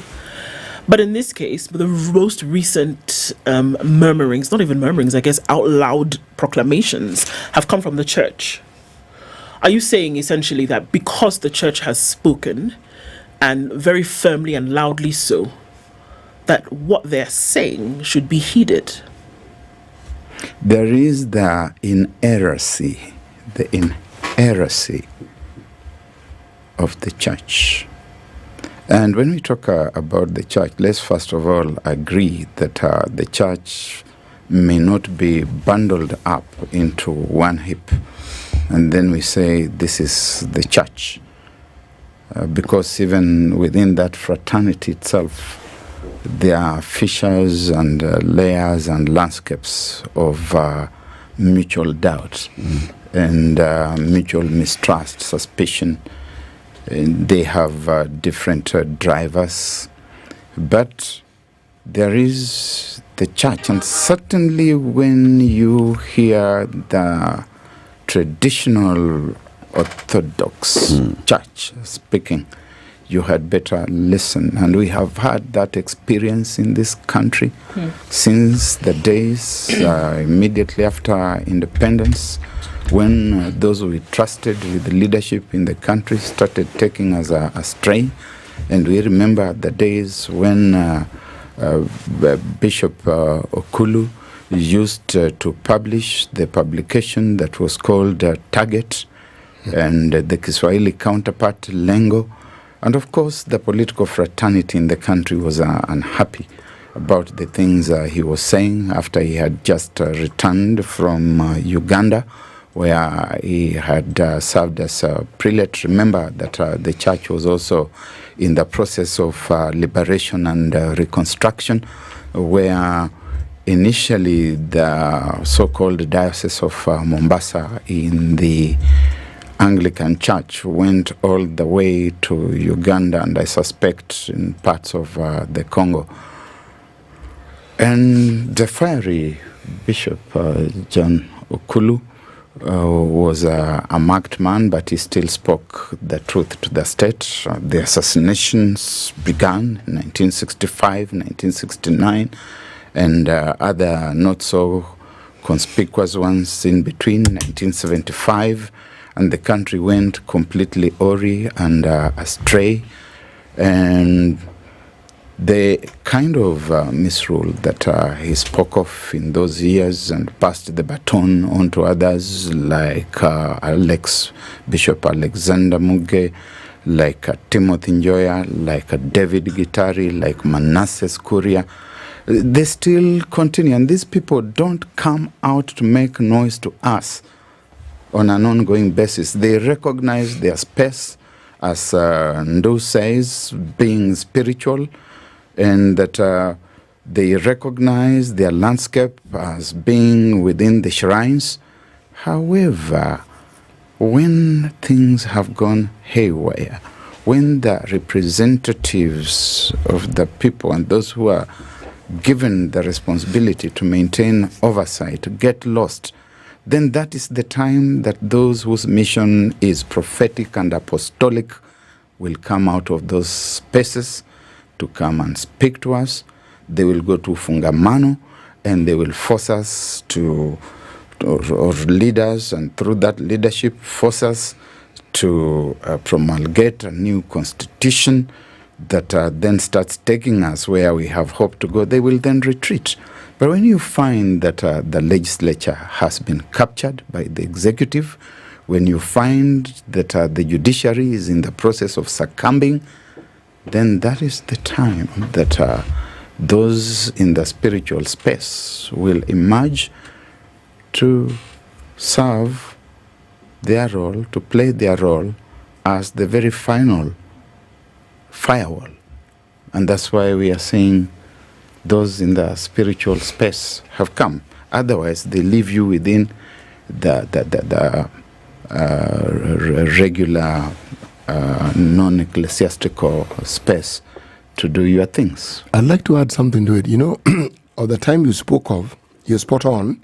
There's a gentleman we must include in that group of wonderful people, Raphael Ndingi Mwana Anzeki. Mwana Anzeki, yes, indeed. The fundamental difference then, though, was if you examine that period, there were individuals who stood out within the so-called traditional churches. What we're seeing now is completely different. Because here, you're having the laity, the entire structure of the leadership of these traditional churches, coming out and speaking literally with one voice. Now, let me correct myself. Not just churches. You're talking about religious groupings in the country coming out and saying something that people who are in the space, or what do you call them, civil society, have been saying and so forth. But that they're speaking with one voice is the thing that I found to be of note, because this has never happened before, where you have a situation where, as we say, the traditional churches are all saying the same thing, literally. Now that indeed, never happened. I do agree with you entirely, City, that they are speaking as collective voices. And you know that the mainstream churches have got their orders. For example, and if I declare that I am Anglican, we have got 3 houses within the Anglican faith. There is the House of Bishops, then there is the House of Clergy, and finally this the House of Lay.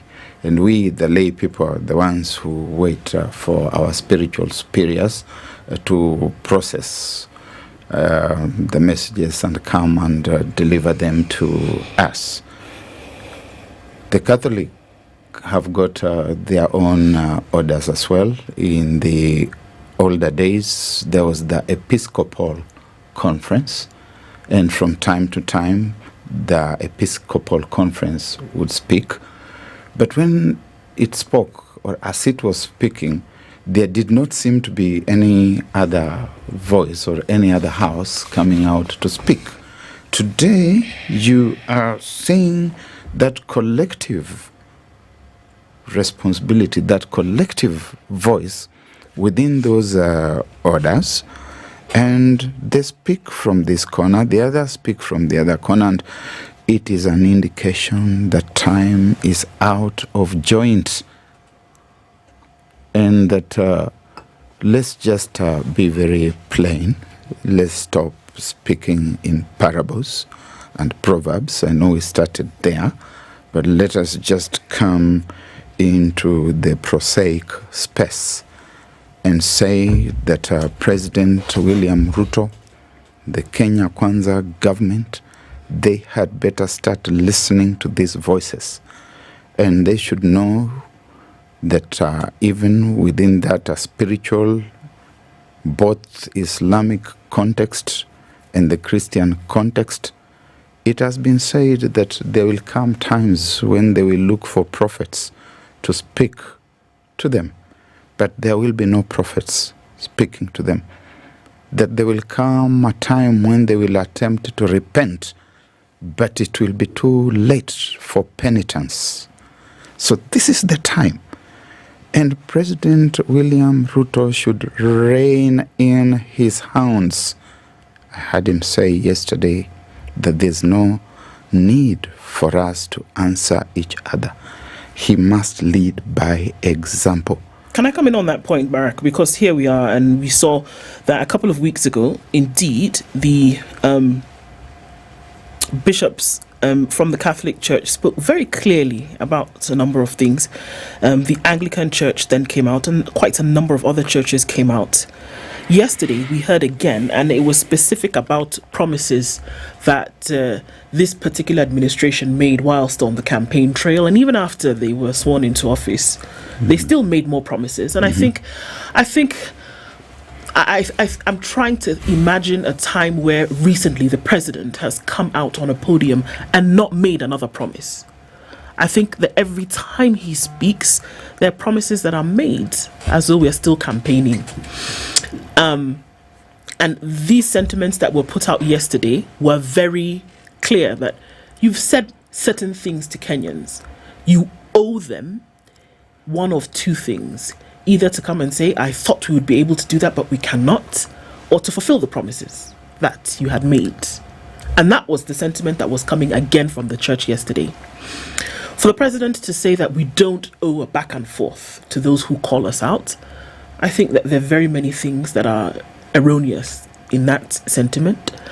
But don't you owe the people that you've made promises to one of those two things to either fulfill them or at least give an explanation as to why you cannot? Why is it important for somebody who sits at the helm of leadership to be in constant communication with the people they rule over? I use rule very deliberately, by the way. I use rule very deliberately. Rule over is the operative phrase. Rule over. That are those who are privileged to occupy positions of power through what we must presume to be a democratic process, do get into those spaces, and they forget that they are supposed to be servants of the people. They become overlords.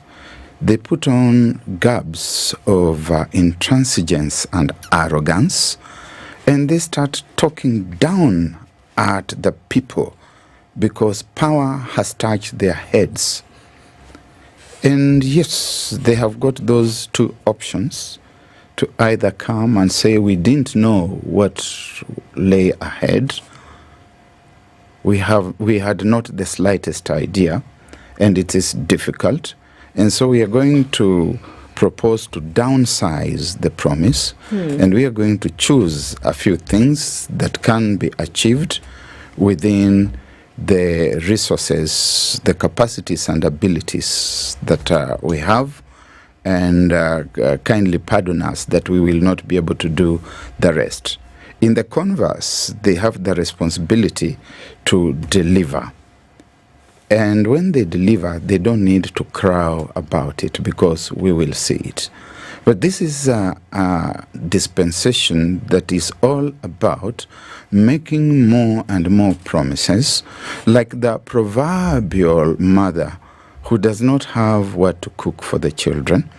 And so she puts stones, hard rocks, in a pot, puts the pot on fire, and begins boiling the stones, and keeps on telling the children that very soon we will serve something.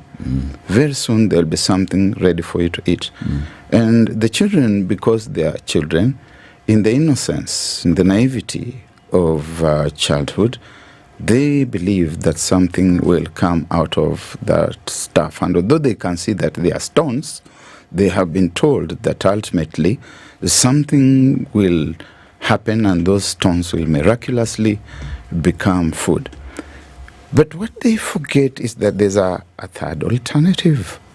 And that alternative is that in the fullness of time, they will come back to the people, and the people must exercise wisdom. And if they don't exercise wisdom, then they must be left to their own fate, to their own doom. Because if you have, ladies and gentlemen, a dispensation such as the Kenya Kwanza dispensation today, which has not even reached midway in its first term, visiting the kind of atrocities it does to the people when it still is conscious of the fact that it desires a second term. What will it do to this country should it unfortunately, and I choose my words carefully, should it unfortunately have a second term when the incumbent, the Supremo, will not need to worry about being re-elected? That is the thing that this country must think about and think seriously. Let's take a break, one. It's 25 minutes to 8. Dr. Barak Muluka, Strategic Communications Advisor, is our guest this morning. We're looking at what's happening in the country so far, talking about, the voice that's coming from the clergy, the religious leaders, and the response that it's getting from government and what it means. Ndu, you're going to tell us about holiday entertainment with Showmax. Yes. Before you do that, that's 300 bob. Let me tell you about what you can also do with for as little as 500 shillings. If you have a Standard Chartered account, you can get into the SC Shilingi Fund, and you will put in money. It's a money market fund. It keeps growing. At least you don't lose much. It has so far about 15 billion shillings under management. This is the SC Shilingi Fund. Imagine. Yep. So you can put the money in there for as low as 500 shillings, put in whatever you want. You can even have, a standing order that just says every month, every whatever date, 5,000 bob cow goes in there. Whatever you want to top up, you top it up. It works. Then with that, you'll have done your own investment and risk profile on the app. And it helps you also to think how you can go into mutual funds, into the bonds market, into everything else. The Standard Chartered Bank, Priority Banking, they're telling you, come, let's help you build your wealth. Yep. So tell us about the weekend and the holiday season and Showmax. So you're looking for things to do this holiday season. One of the things that you can do is actually cuddle up and watch your TV. And you don't have to just do that. You can actually watch a screen that you will be on that long road trip when you're going out to, I don't know where you're going this festive season. Kimana. When you're going to Kimana, how many hours is it? 3. It's just 3 hours. 3 hours. But if you're like President Ruto yesterday, he flew in there. So it'd be like 25 minutes. Yeah. Or if you're going to Tamu from Nairobi, you can actually watch an entire series from Nairobi to Tamu. Okay? And how do you do this? You register to Showmax, www.showmax.com. For as little as 300 shillings a month, you can watch great shows like Black and Blue. Remember the folks from Black and Blue? They were here last week. And you want to watch it. So a couple of episodes have dropped already. Every week, another one does. And just to see the intrigues between all of these police officers and how one citizen becomes the OCS of a particular police station. It's hilarious, it's satirical, it's got lessons in there as well. That and other great entertainment in series, movies, documentaries, sports, all over. And you can take it with you. So take your entertainment with you this season as you shika Showmax. This is the Situation Room, the only way to start your day. 102.5 Spice FM, Kisumu. The weather with Spice FM. Cloudy conditions in Nairobi this morning. A bit of a drizzle here and there with highs of 24. We'll see lows of 15, highs of 25 and lows of 12. In a sunny Nakuru, and it's sunny at 15 in Nyeri, going to highs of 24. We'll see highs of 24 in a sunny Eldoret at 14. Mostly cloudy at 25 in Mombasa with highs of 31, and we'll see highs of 31 as well. In a mostly sunny Malindi at 26. It's 20 and sunny in Kisumu with highs of 28, while Kakamega at 17 is cloudy. We'll see highs of 27. It's cloudy at 19 in Kampala with highs of 28, while Dar es Salaam at 25 is cloudy. We'll see highs of 30. 19 and sunny in Johannesburg with highs of 30 in those summer months, and 26 and sunny in Mogadishu with highs of 31. We'll see highs of 23 and lows of 7 in a sunny Addis Ababa, currently at 12. The Harmattan is coming hard and fast in Nigeria. Lagos at 24 with highs of 34, and it's mostly sunny at 23 in Kinshasa, going to highs of 31. Chilled Spice. All right, we are knocking on the door of traffic hour this hour. and starting to get a bit busy here and there. Quick look, James Gisher, not so bad. It's starting to build up as you get towards Wairimu Junction. But where most of the traffic is this morning, coming off of Thika Superhighway in from Garden City Mall. Even before that, some Githurai traffic is then feeding well into the city. So that's going to be busy. It's also busy on Juja Road, and it's going to go all the way through towards Ring Road Ngara. Muranga Road has some traffic as well as you try to get through the Globe Cinema roundabout. Landis Road inbound, very crazy. As you're coming off of Uhuru Highway, you will be stuck in that traffic that's finding its way through towards the city. Just going to go slow, folks. There's no other option at this point. A quick look at the Eastern Bypass shows that trickle of traffic coming in through towards North Airport Road. Round the Makasi Loop, coming off North Airport Road and also Outer Ring traffic as well. We're in traffic hour. Let's see what happens as we traverse SpiceFM KE on X, hashtag The Situation Room. Mature, intelligent talk every morning. Spice up yourself.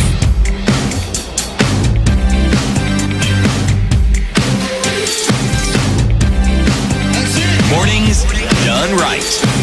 94.4 Spice FM, Nairobi. 20 to 8. Dr. Barak Muluka is still here with us, and Ndu has told us about how best to invest with the Standard Chartered Bank. What's the email again?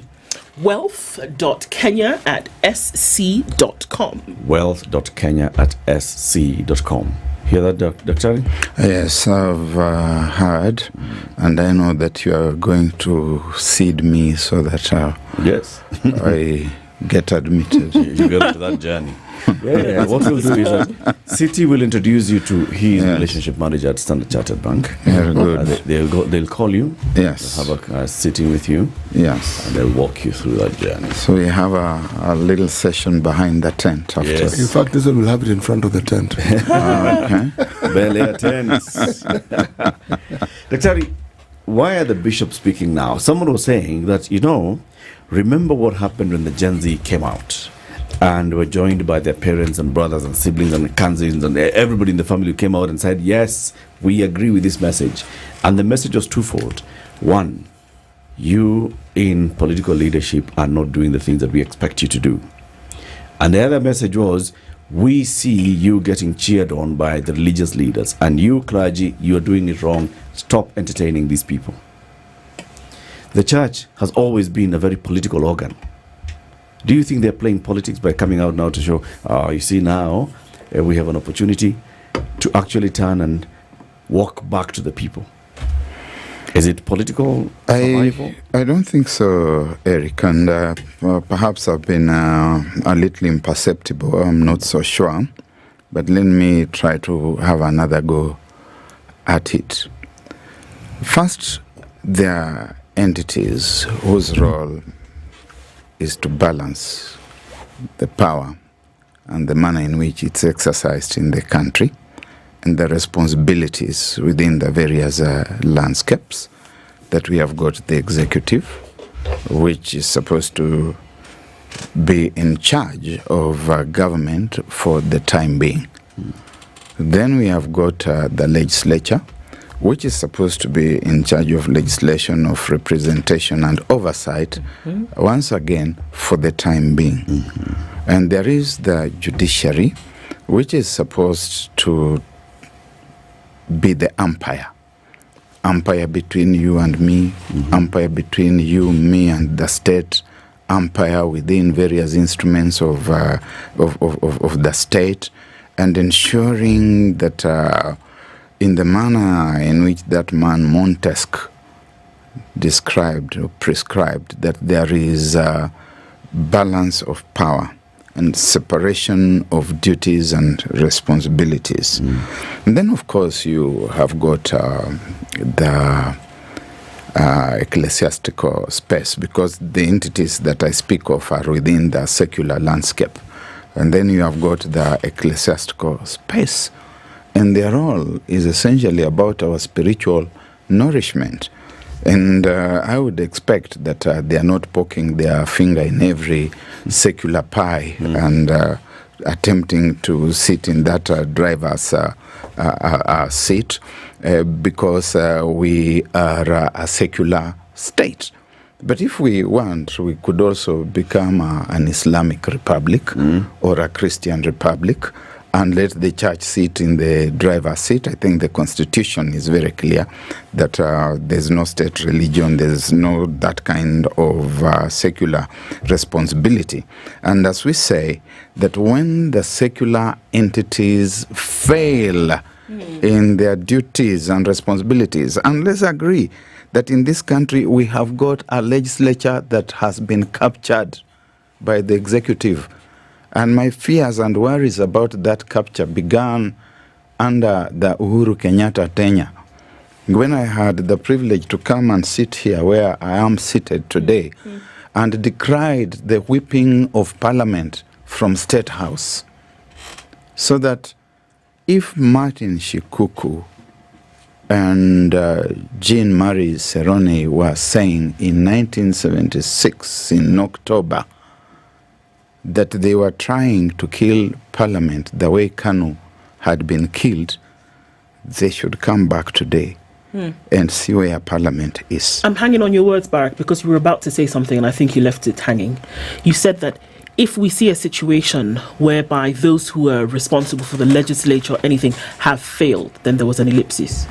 Have failed, yes. Are we seeing then the responsibility then of the church, who doesn't poke their fingers in every secular pie, but at this point has seen there's something going wrong? It is their responsibility to come and say, come, find your way back to the path. May I add something, if you'll excuse me? The religious groupings and the leadership don't have to poke their fingers anywhere. They are everywhere and anywhere, anyway. Or they should be. No, they are, because they have members. And these very members, the people who belong to these diversity of memberships, are the very people who are in these institutions that we're referring to. Well, these people you speak of, CT, they are actually the church. So that we have got to make a distinction between the church and the leadership of the church. And that's why earlier on we spoke about the House of Bishops, we spoke about the House of the Clergy, and we spoke about the House of Laity. When they are put together, they constitute the church. And the church leadership tends to stay in its lane, addressing our spiritual health. But when those who are supposed to be addressing our corporeal health fail in their duties, then those who are in charge of our spiritual health must stray into that space. And you can trace it even in the advent of Christianity in the so-called world that had been left behind. They arrived here with the church, they arrived here with the school, and they arrived here with the hospital. The missions that were established, for example, the Kavirondo diocese, which was established in 1904 by Walter Edwin Beecher. You wonder why I laugh? He belonged to that diocese. By virtue of coming from a certain geographical area, yes, you are lumped together. The Kavirondo diocese was established in 1904 by Walter Edwin Beecher in Maseno. And if you went there, you found the mission in Maseno, you'd find the school, it is there. You'd find the church, it is there. And you'd find the hospital, it is there. And it spread its wings into the entire Kavirondo Gulf, the entire Kavirondo region. So the church, therefore, will leave that spiritual space to come and help to correct. If you go into the Old Testament, because I can speak a little more authoritatively about the Christian faith rather than about the other faiths, you will find that there are people who are called the prophets. As you start reading this testament, you don't see these prophets anywhere. You only see these prophets when the secular spaces have collapsed. And you find within those spaces, for example, a prophet like Nehemiah, who will come and tell King Ezekiel that you have been given an extension to your life of 15 years. Put your house in order. Yeah? And the Gen Zs, when you see them coming out and taking over the House of Parliament on the 25th of June, and then retreating, and you see the prophets coming out, they are telling President William Ruto, you have been given 3 years. Put your house in order. They don't have to be there every day. Which is where I'm pushing back and saying, I welcome what the religious leaders are doing and speaking. But I'll also think back to a position at time, 2020, 21, 22, when we hosted them here and we kept asking, where is the clergy? Where are the religious leaders? Where are they? We're not hearing their voice. We hosted here on 719 and kept asking, where are people like you who speak the way you speak from the pulpit? We hosted the Archbishop Ole Sapit and asked, where is the clergy?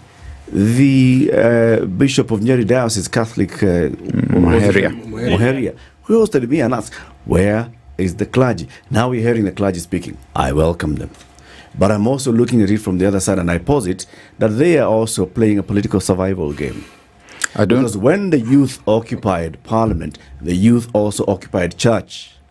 And they said, we are going to church, occupy a church this Sunday, and stand up there and say, do not give these people an opportunity to speak. Because you're used to doing that. You've given them opportunities to come and speak and spew lies at the pulpit. The youth said, don't do it. The youth said, the church is wrong. The church is now correcting itself. It's not that it's, speaking because they had taken a back seat to watch things happen. No. The church had lost its way. It's regaining its way. Eric, I don't want to accuse you of becoming some kind of pontiff in your own right. But I want to point out that we don't have the luxury at this moment of internal attrition and asking each other whether we are about survival of certain entities or not. That notwithstanding, I think there are also certain misapprehensions here that are deserving of correction. First, within the Catholic Church, it's been very clear, and I'm not Catholic. I'm Catholic only in the sense that Christianity is universal, but not belonging to the Roman Catholic faith as such. But I can speak for them and say that they are vindicated by the fact that they are not in the habit of inviting the political class to their days to speak from there. That I'm seeing within the evangelical and Pentecostal orders, which I cannot understand. I can also say that I have not seen that happening within the Anglican fraternity. And I do remember very clearly that during the commissioning of the Bishop of Butere, the Right Reverend Ross Okoh, that the Most Reverend Bishop Ole Sapit made it very clear that the politicians were to speak neither at that event nor anywhere else within the Anglican Church. It was made very clear, and I think that remains the practice. There's a sense in which, however, we tend as observers, and particularly we within the Fourth Estate, I say so because I've got one foot within this profession of journalism. Eric, you know that I was trained at the University of Nairobi and at the Kenya Institute of Mass Communications, and I've also trained people in the faith, that we who are the interpreters sometimes tend to paint with a broad brush and put everybody within the same bundle. There we go. Come on, within Barack. Come on, Barack. And we need to. Barack. Shikuku told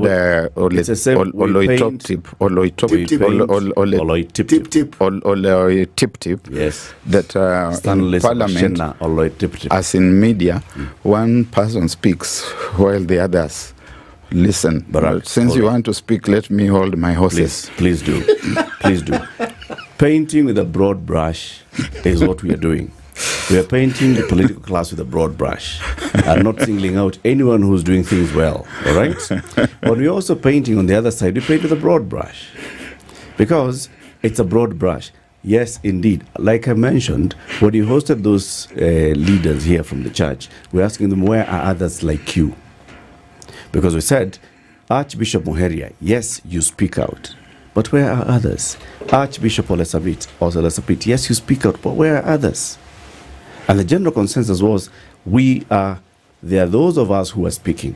There are those of us who are leading our church and saying, for example, the Anglican Church, we are not going to accept donations from politicians. Archbishop Olesapit even released a statement and said, if a donation does not come in the form of a check, well, we can trace back and say this is where the money has come from, we are not taking it. We have seen that, right? But now we are talking about the church, the clergy coming out united. They were not united before. That's the point. It's not that the Catholics are now speaking. No. It is the Catholics plus the Anglicans plus the Presbyterians plus the Methodists plus all of them. Yes, I agree. And they're all saying, like City said, they're all speaking the same language. Yes. Why now? Why are they which speaking different languages which is just a good 14 thing, months ago? Which is a good thing, and which indicates, Eric, that we have hit an all-time low. Yeah? For both sides. We are at the bottom. And if perchance we should sink any deeper than we are, then it will be total disaster because we can only sink into heads. But can I ask a question? Forgive me for interrupting you. I want to ask a question. Did the church have to wait this long for them to speak? Because so many things went wrong. The critical, so many things went the critical thing is not even about how long they had to wait. The critical thing is where we are. They say in Kiswahili, ushikwapo shikamana. So you're saying we cannot be refusing to shikamana because we are asking, where have you been? We need to be rolling this wheel. If we don't understand the motive ahead, we may get swept away. And the motive is very clear, as we have indicated. And I'm not a clergyman, first of all. Yeah, I'm an ordinary man in the street. No, actually, you're not an ordinary man in the street. An ordinary man in the street doesn't have your knowledge. Neither do they have the influence that you have. You're not an ordinary man. An ordinary person is the one whom the church was supposed to represent. An ordinary man is the person whom legislature was supposed to protect. An ordinary man is the person whom the government has not protected, and that is why these questions are being asked. Because the voice you spoke of, correctly so, the prophetic voice of the church, it doesn't wait for a disaster. It speaks continuously and consistently. That is what it does. I mean, you see wrong, you speak. I may you not don't be become a big wrong. I may not be an ordinary man in the streets, but I'm an ordinary Christian gentleman. Yeah? And as an ordinary Christian gentleman, I am aware of the fact that sometimes it's just one voice. And even if it's just one voice that is speaking to us, a lonely voice speaking in the wilderness, you say? Yeah, like we have heard of such voices. The voice of the prophet Elijah, the voice of John the Baptist, the voice of even Jesus Christ himself. And in the secular world in which we live, we have heard of the voice of Thomas More. Thomas More, when King Henry VIII wants to divorce Catherine of Aragon so that he can marry Anne Boleyn, yeah, He goes. Henry goes to Thomas More and asks Thomas More, why is it that everyone else has accepted that it's in order for me to contract this marriage so that I can have an heir? And he tells the king, look, if everyone has accepted, what does my lonely voice count for? And the bishop is told that there are those who follow me because I'm the king of England. There are those who follow me because I'm a lion and they are jackals. I'm the lion in their midst. There are those who follow me because they follow anything that moves. And then there is you. So that you, if there's been just one you who has been speaking, from my Christian perspective, that is good enough. That when I look at the book of Genesis, I see that God wants to destroy Gomorrah, and he's asked, suppose there's only one good person, will you still destroy? So I think the fact that there have been those voices has been good enough, and now that they have come together, let us encourage them to keep us going, lest we should be mired in an unnecessary quagmire of filibustering and hair splitting. I thank you. Thank you, Barak. Thank you for joining us today. Dr. Barak Muluka is a strategic communications consultant and advisor. He's been our guest. It's 8 a.m. It's time for the news.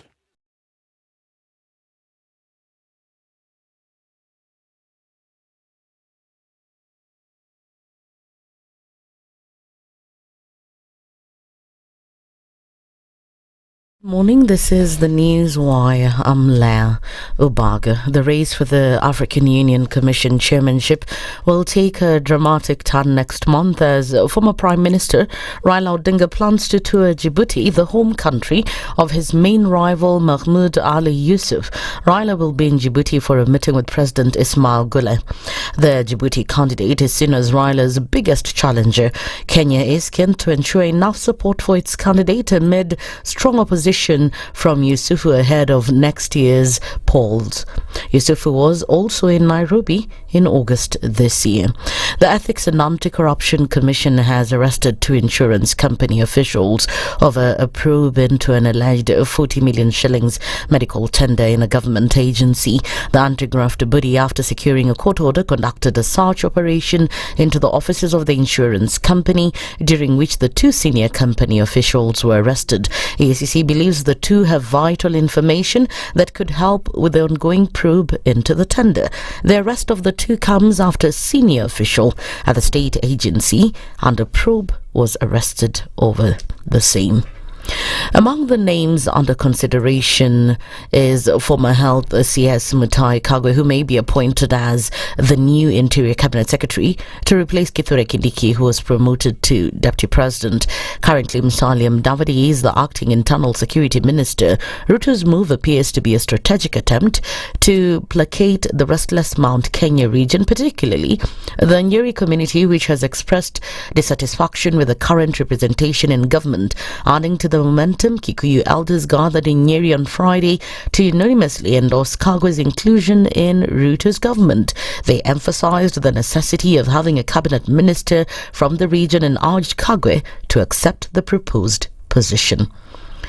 A Kitale Medical College student who was expected to graduate on Thursday this week has reportedly been stabbed to death by his girlfriend following a love triangle. Trans Nzoia County Deputy Police Commander Selassie Muriithi says the student, identified as Benedict Kipto, was brutally murdered by his girlfriend by the name Masi Masika. Commander Muriithi says the woman is being sought by detectives after she went into hiding in connection with the murder. Witnesses to the incident, including Dr. Evans Lating, who administered fast aid on the victim, described how the deceased bled. Alikuwa amedungwa kisu upande wa kushoto wa shingo lake. Wakati niliona anavuja damu kwa wingi, nikaitisha usaidizi ili tuweze kumkimbiza katika hospitali ya karibu ya rufaa ya Kitale. Lakini tulipofika pale hatukuweza kupata usaidizi. Nikaweza kumpeleka hospitali ya Cherangani nursing home. Kwa bahati mbaya tulipowasili pale katika emergency area, mwenzetu alikuwa amepoteza maisha yake. Gladys Kipcareer, a resident of Sacho area in Baringo County, is the mother of the student who was killed by his lover. Mimi ni mama ya mtoto Benedict Kipto. Alikuwa MTC Kitale na alikuwa graduate tarehe 5 mwezi huu tu. Kesho kutwa tulikuwa tumejipanga, alikuwa ameenda hata kuleta gauni yake huko Nairobi juzi. Tumeshughulika sana na huyo mtoto. Mimi ni mama mjane mwenye niko na watoto wengine 3. Ni pila yenye nilikuwa nategemea. Tulishtuka sana. Hata saa hii sina nguvu. Roho yangu iko chini sana. Mimi nimelusi yangu yote. Graduation imeenda hivyo. I don't know, I'm really so low. I need that lady mwenye anasemekana alipotea julikani yako wapi. Atafutwa apatikane. Serve justice. My son is gone. Nobody else will replace him. And in the international scene, President Joe Biden announced that he has pardoned his son Hunter Biden, who faced sentencing this month on gun crime and tax convictions, marking a reversal as he prepares to leave office. He said, and I quote, "Today I signed a pardon for my son Hunter." The president said in a statement, "It is a full and unconditional pardon according to a copy of the executive grant of clemency. This official grant of clemency cannot be rescinded by President-elect Donald Trump. By pardoning his son, Joe Biden has renegated on a public promise that he made repeatedly before and after dropping out of the 2024 presidential race." That's the news. Why I'm Le Obaga.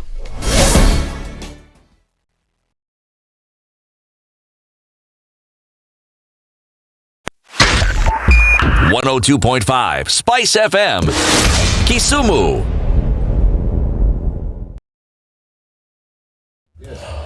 Okay, what's happening on the streets this morning? The Eastern Bypass, chock-a-block traffic inbound to the city via North Airport Road is a little bit crazy as you get just past the AP Training College Junction. Outer Ring inbound also busy. A quick look at the Thika Superhighway, and traffic is already reducing. Folks are not going anywhere today. Is it that week where things are starting to shut down in the city? It's next week. Waiyaki Way, not too much happening here, and coming off of James Gishuru, we see a little bit of traffic, but inbound traffic from the north, from the Red Hill Link Road also is doing the thing. So there's traffic also coming in from Gong Road, Riara Road, Gitanga Road, all of that finding its way to James Gishuru. So we're going to keep an eye on all of this and see how we get through the day. SpiceFM KE on X, hashtag the Situation Room.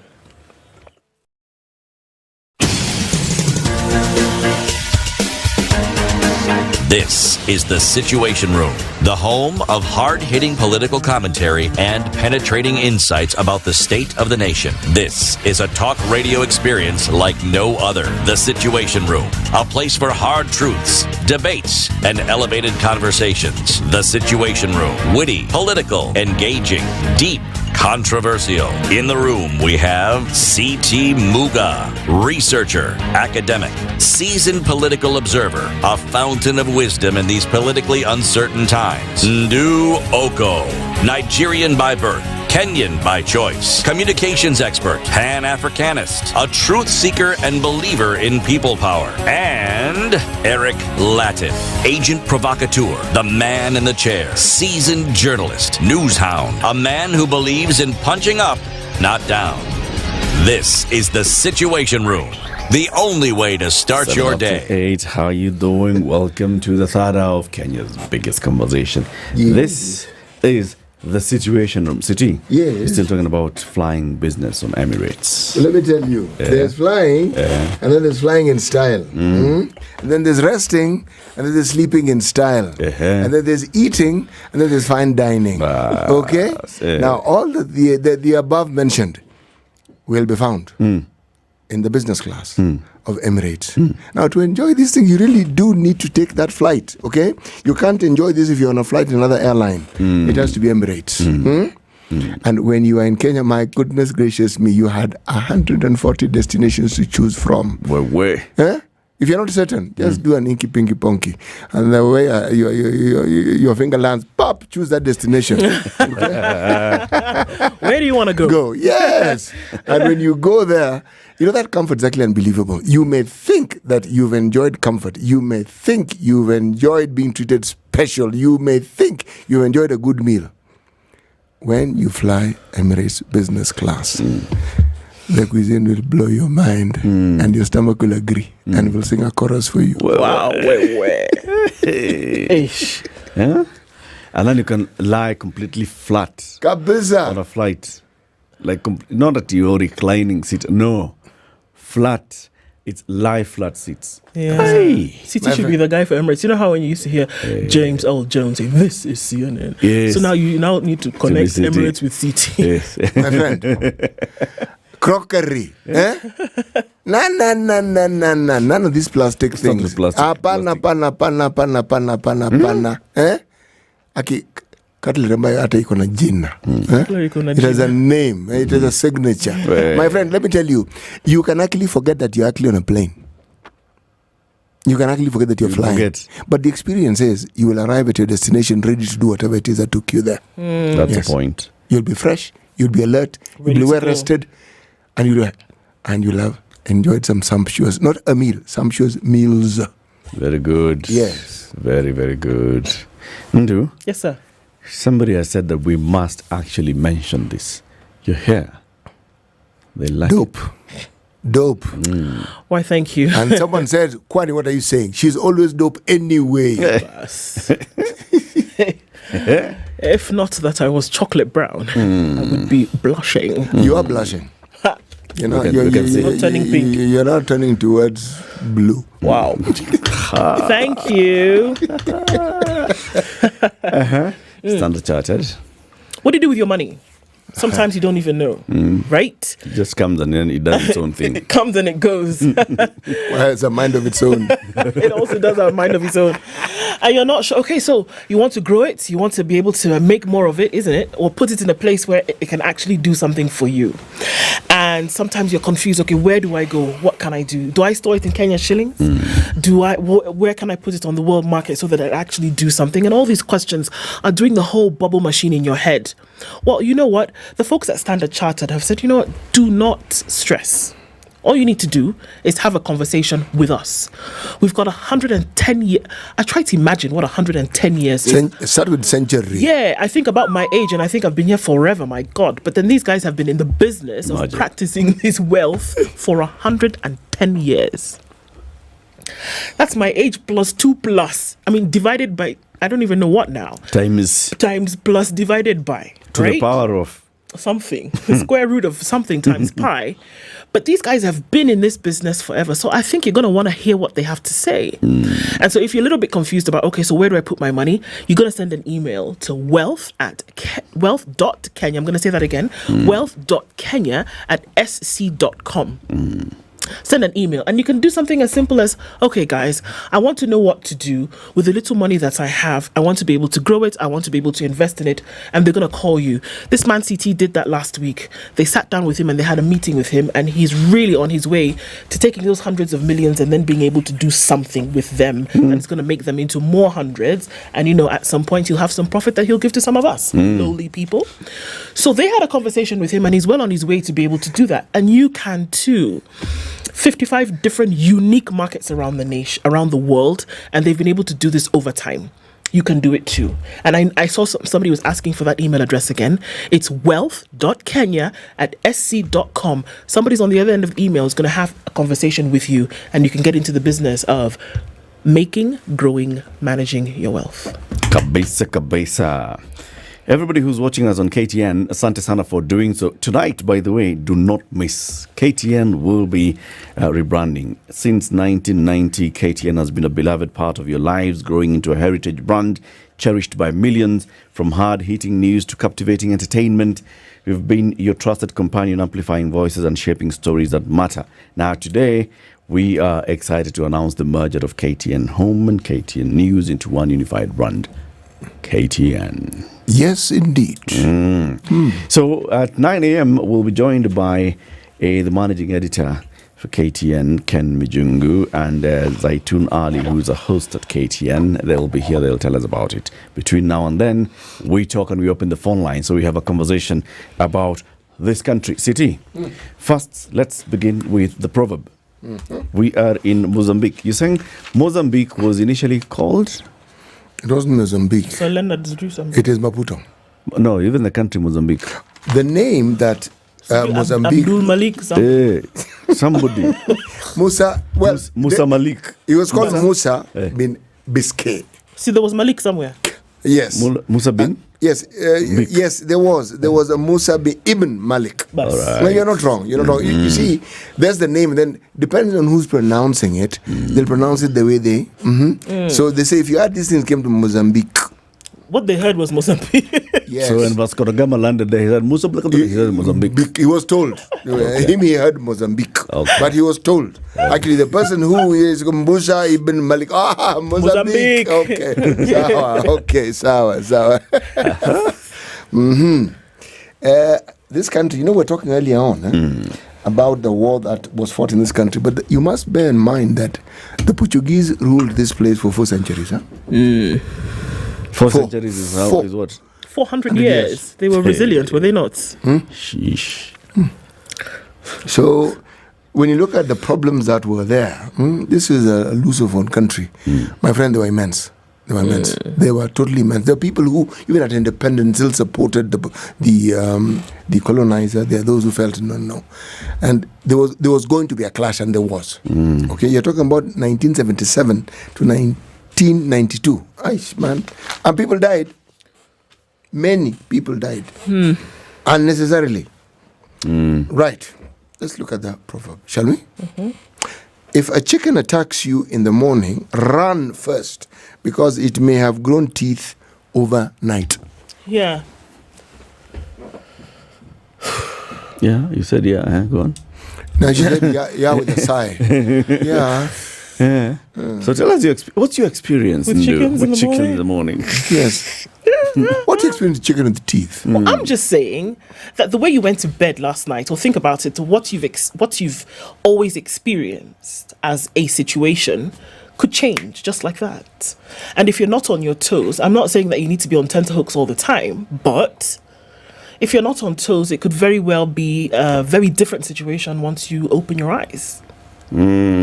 So imagine a chicken that you wouldn't expect to have teeth. Chicken is pet, chicken is food, chicken is friend, chicken is family, chicken is situation. Yeah. Chicken is watchdog. Chicken is anything that would normally not, or that you would expect not to harm you in any way. Yeah, then it starts chasing you. Yeah, it could just harm you. So you need to be aware of danger, I guess.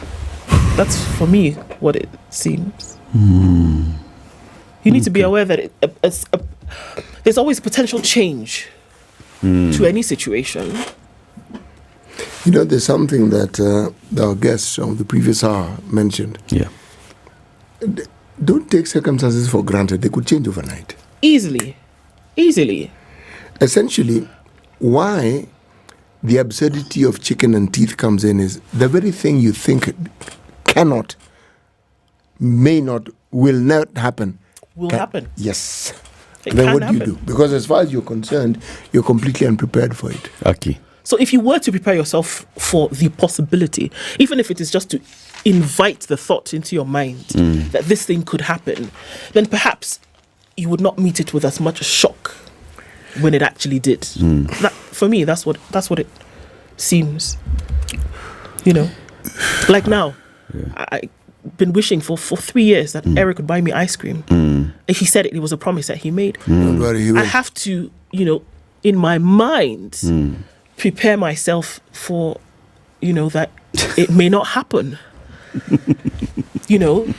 I do not know if there are other situations in this world where people make promises and then they do not keep them. I don't know if there's such a situation like Kenya, for example. These people who bring food to you, so they can bring ice cream. Where people make promises and then they don't keep them. And even when they are right in front of an ice cream stand. Tutaita media. Even when they're right in front of an ice cream stand, they still public fail. handover.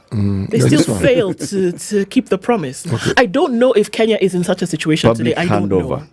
I'm just saying, What do you think? Do you think the country is in such a situation? Because there could be somebody that you're learning this from. You see,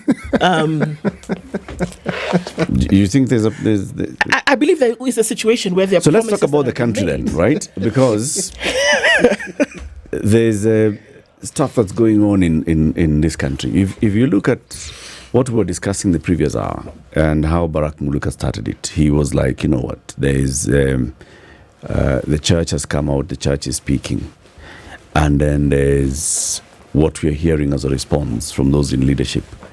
What they were saying yesterday in Kimana at the interdenominational prayer service, the leaders who spoke, especially those ones, for example, who like Kimani Ichung'wah, the leader of the majority, and they're saying, you know what, it's when people are giving, it's not about giving to take praise.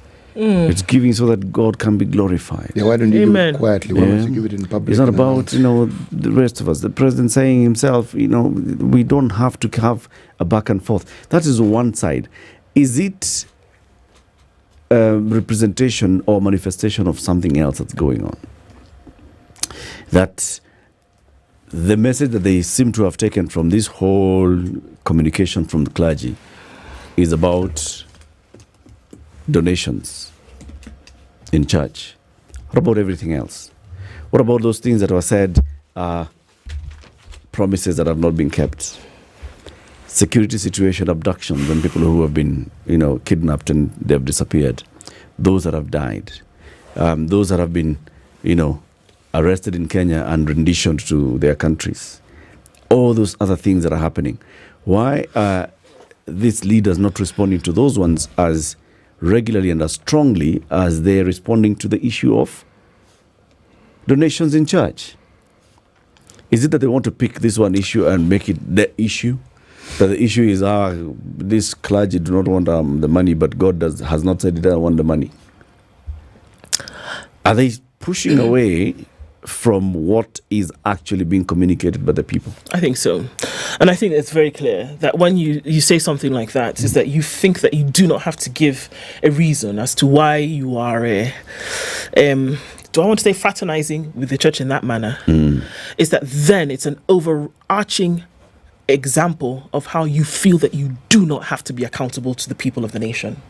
That's just it. That why do I need to give you a reason as to why I do this? It's the same thing that you tell Kenyans, that I do not then need to give you a reason as to why I made a promise to you and I did not keep it. That I do not have to give you a reason as to why a health system which I promise you should be working and it doesn't work. Then I don't have to tell you it's not working because of 1, 2, 3. All I have to do is stand on a podium and tell you, oh, guess what? We are doing this because of 1, 2, 3. That I don't have to give you a reason or explanation as to why you Kenyans actually cannot afford to pay for this housing levy, tax, whatever, that I'm essentially forcing down your throats. And I don't have to give you the real reason as to why the thing is not working. That I do not have to explain to you why education is in a shambles, right? It's the same thing. That I should be able to come and do as I please. And if I feel that this is the right thing and you call me out on it, that I do not have to explain to you, after all, who are you? I don't have to explain to you why I am doing it. You just have to accept that I am doing it.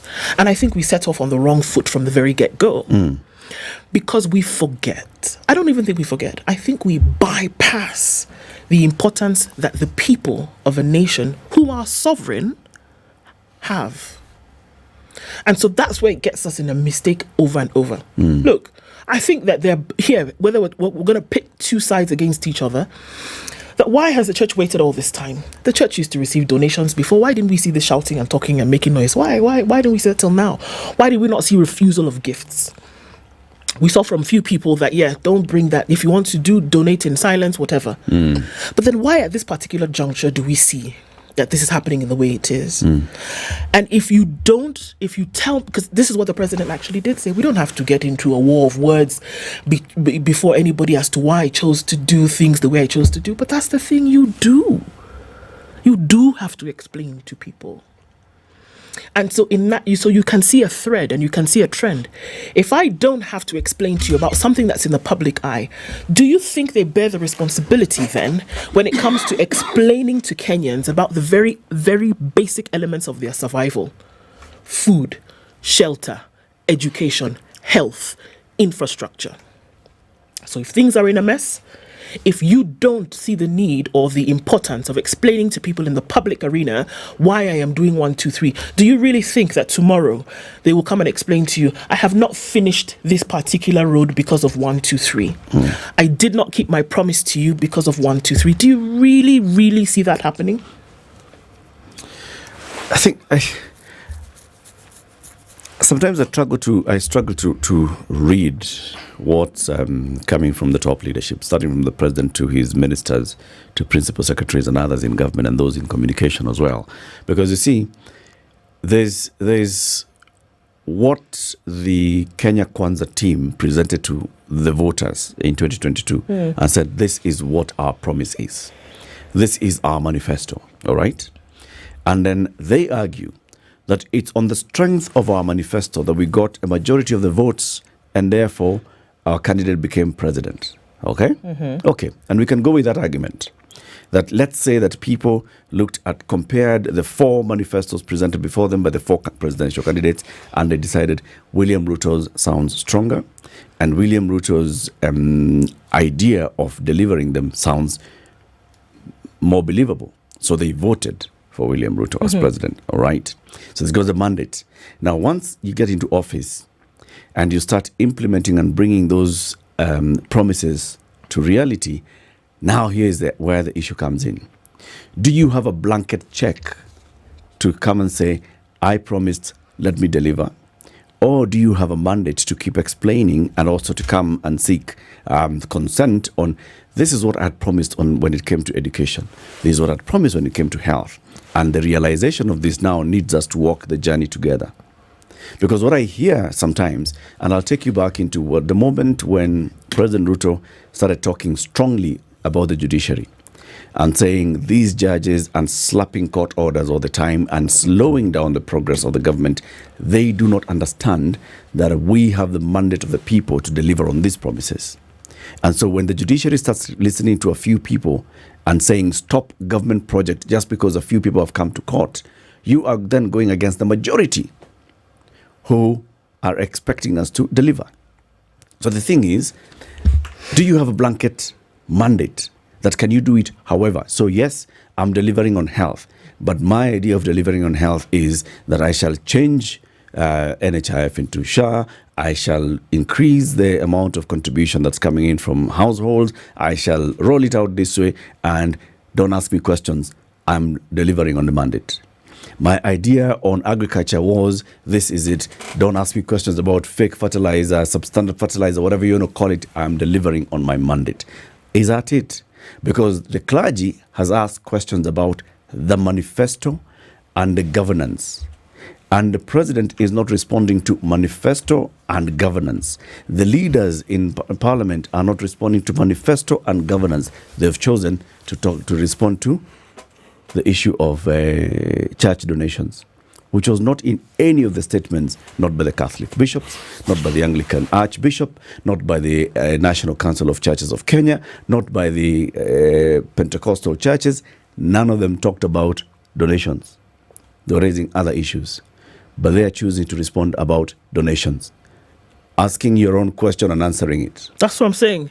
Because if you ask me, it's highly diversionary. Because the issues that were raised in the very first instant, like you say, were not about donations. It was about where's the country going. It was about the things that you said that you were going to do. It was about making life unbelievably unbearable for the common man. Those were the issues that were raised. Your campaign was economic. We all talked about this in 2022 before they went to the polls. What did we say? That this was a campaign, this was an election that was based on the economy. Everything, almost everything that was said on the campaign trail was putting more money into the hands of Kenyans, was to ensure that life actually got better for Kenyans, was to protect the businessman, the Mamamboga Boda rider, those became buzzwords for the election. Did they not? They did. And those were the issues that the church came out to ask about. This donation thing is low-hanging fruit for you to pick on and divert you from the issue at hand. Has it gotten worse, this economy?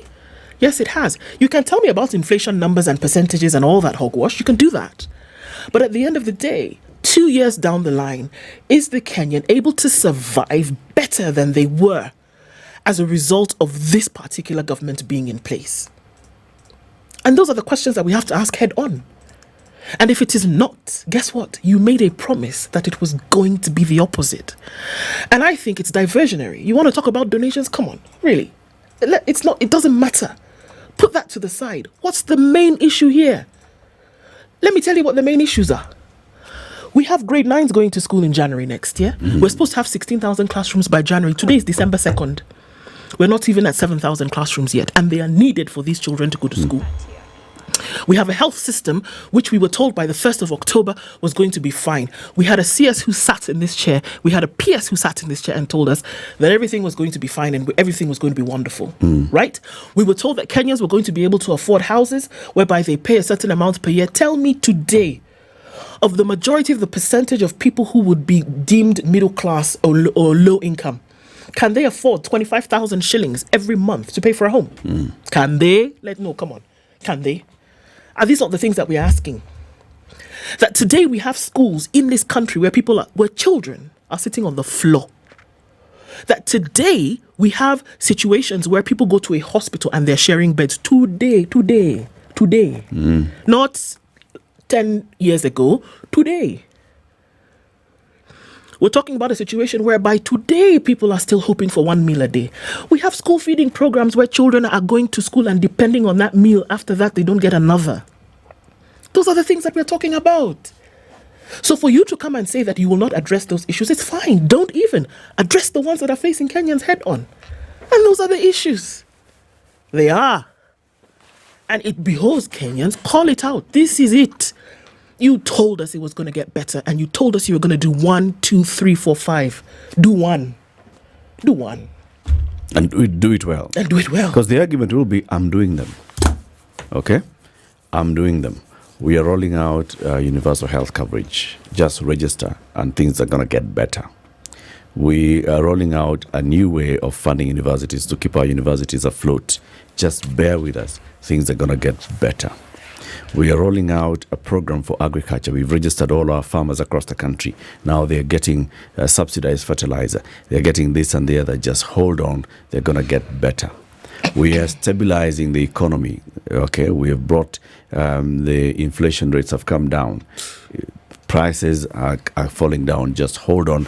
It's going to get better. Which of these things is actually being done well?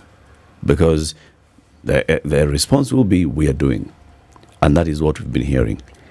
Are you doing them well? Are you doing them well enough? We'll open the phone lines even now and after this quick break. And the question we are asking is the country heading in the right direction? And let's hear from Joe in Nakuru. Good morning. Good morning. How are you? Very well, thanks. And you? I'm good. Now. When I think about where we are today, I only put the issues in context of how I see the Kenyans, they are thinking about Kenya. Today is a Monday. Most of the people are in church. The church which I go to, every week they pray for Kenya. And when they pray, the desperation is there. That things should be better. And you can see they pray their hearts out. They would like things to be better. That is telling us that things are on the right track. However, when I look on the other side of where we came from, people are praying for good leadership. And for sure, nobody wants to stay in a bad situation or bad country or find himself. When I put things a bit back from where we came from, all the way before the structure of government came in, is the best structure for the government to be there, but it is a structure of government that required very big brains. It's not an easy government to provide leadership. It was supposed to have even better brains than the composition of the people who are put up by Kibaki. Because we have got very many entities who actually, to a certain level, the legal registrations which are supposed to be enabling these entities to thrive. And when you put it back actually from the way the context and the might of the people who formulated the Constitution, these were entities which were supposed to grow to self-sustainable levels. Accountability is there. Everything should be working. And then progressively the government was supposed to continue reducing the level of support and actually getting bothered to only national and policy issues. And actually these entities were supposed to be only those ones actually who can now self-sustain themselves. But where are you finding ourselves into? Every person feels that he is owed money by the national government, by extent, by the taxpayer. And actually, how are these units productive? I'm not only talking about the decentralized governments. I'm also talking actually the other units, such as the parastatals and whatever. So, Joe, what is the problem? The problem is the level of comprehension that is needed by the leadership.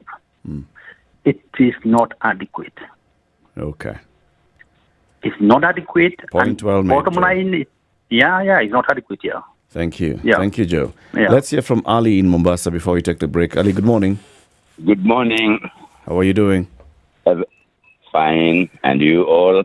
Sisi pia tuko salama. Okay. My take is this way. Yep. The elections are supposed to be the tool of getting power. After getting into power, the Constitution of the Kenya has three arms of the government. It has the executive, it has the judiciary, it has the legislature. These three arms of the government, it says the government of Kenya in their titlement. So when these people get into those positions, they forget that the electorate has given them consent to rule them. They forget that the electorate now is the Kenyan citizen, has given them money to run the government. But unfortunately, how do they forget? Everybody is saying, this is my government, my ministry, my what, and they end up covering it up as the winning party. For an example, now we are saying UDA, the wheelbarrow party, is government, which is totally wrong. Once you are in the power, you are supposed to serve all Kenyans, regardless of who elected you. You're right. In this issue, you get our mistake is what? It is my people, my share, my government should be served. Okay, Ali. Where we go wrong is we forget we are no more in my government, in my party. We are in the Republic of Kenya. That is where we go wrong, and we do things individually. Especially the executive are the ones who are playing this tune for where the dancers are, the legislature and the judiciary. These are the beautiful dancers of my government. Thank you Ali. for the day. Thank you. 23 minutes to 9, 0719-012-600. That's the number to call. We are asking, do you feel the country is heading in the right direction? If not, what's the issue? If it is, why are there other people who don't see the direction? Can you direct them the right way? 22 to 9. Ndu? Yes. Showmax is telling us that there's a new show. It's called what? Black and Blue. Uh-huh. You know what they did? They went and made a common citizen like you or me, you know, the OCS. Of a police station. Yes. So you can imagine. Civilian, right? Activist. So you can imagine all the thoughts. Think about the thoughts that you have as a civilian about the police. And then now you're made the boss of these guys in a station. Catastrophe. Recipe for disaster. Now, but is that not what happens? We pick someone to become a chief and then we give them police. Isn't it? Anyway. More or less. We train them. But I saw... It runs through the intrigues of all of this, and then of course you still have some, rogue cops who want to do whatever they want to do. There are others who are trying to toe the line. There are those who have no idea what's going on between front and back, and it's just really interesting to see because what did he call it? He called it a mockumentary. Yeah. It's satire at its best, really. And Abdi did a fantastic job with this. And so that's some of the stuff that you can watch on Showmax, called Black and Blue. You want to see some episodes have already dropped, some more coming every week. So that's what you can do this festive period, and get your entertainment up to scratch, because there's other stuff also available on Showmax, from series, movie, to movies, movie, to documentaries, movie, to sports, movie. And all of that stuff for as little as 300 shillings each month. Log on to www.showmax.com, register, pay, watch. This season, Shika Showmax. Right. Folks on X, on Facebook, on the live stream on YouTube, or share your comments there as well. We'll be picking them out.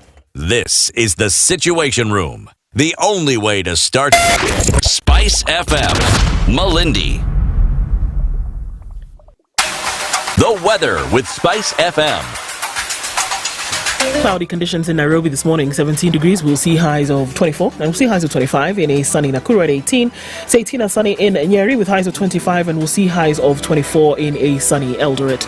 It is mostly cloudy at 26 in Mombasa, and at 29 sunny conditions in Malindi. Partly sunny at 23 in Kisumu, and at 20 it's cloudy in Kakamega. Cloudy conditions at 22 in Kampala, and rain showers for the first time in a while in Dar es Salaam. And 22 and sunny in Johannesburg, and at 28 it is sunny in Mogadishu.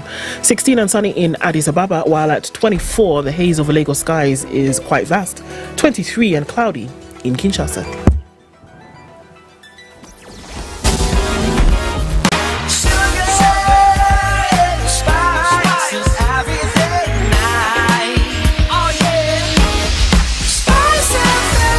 Spice up your life.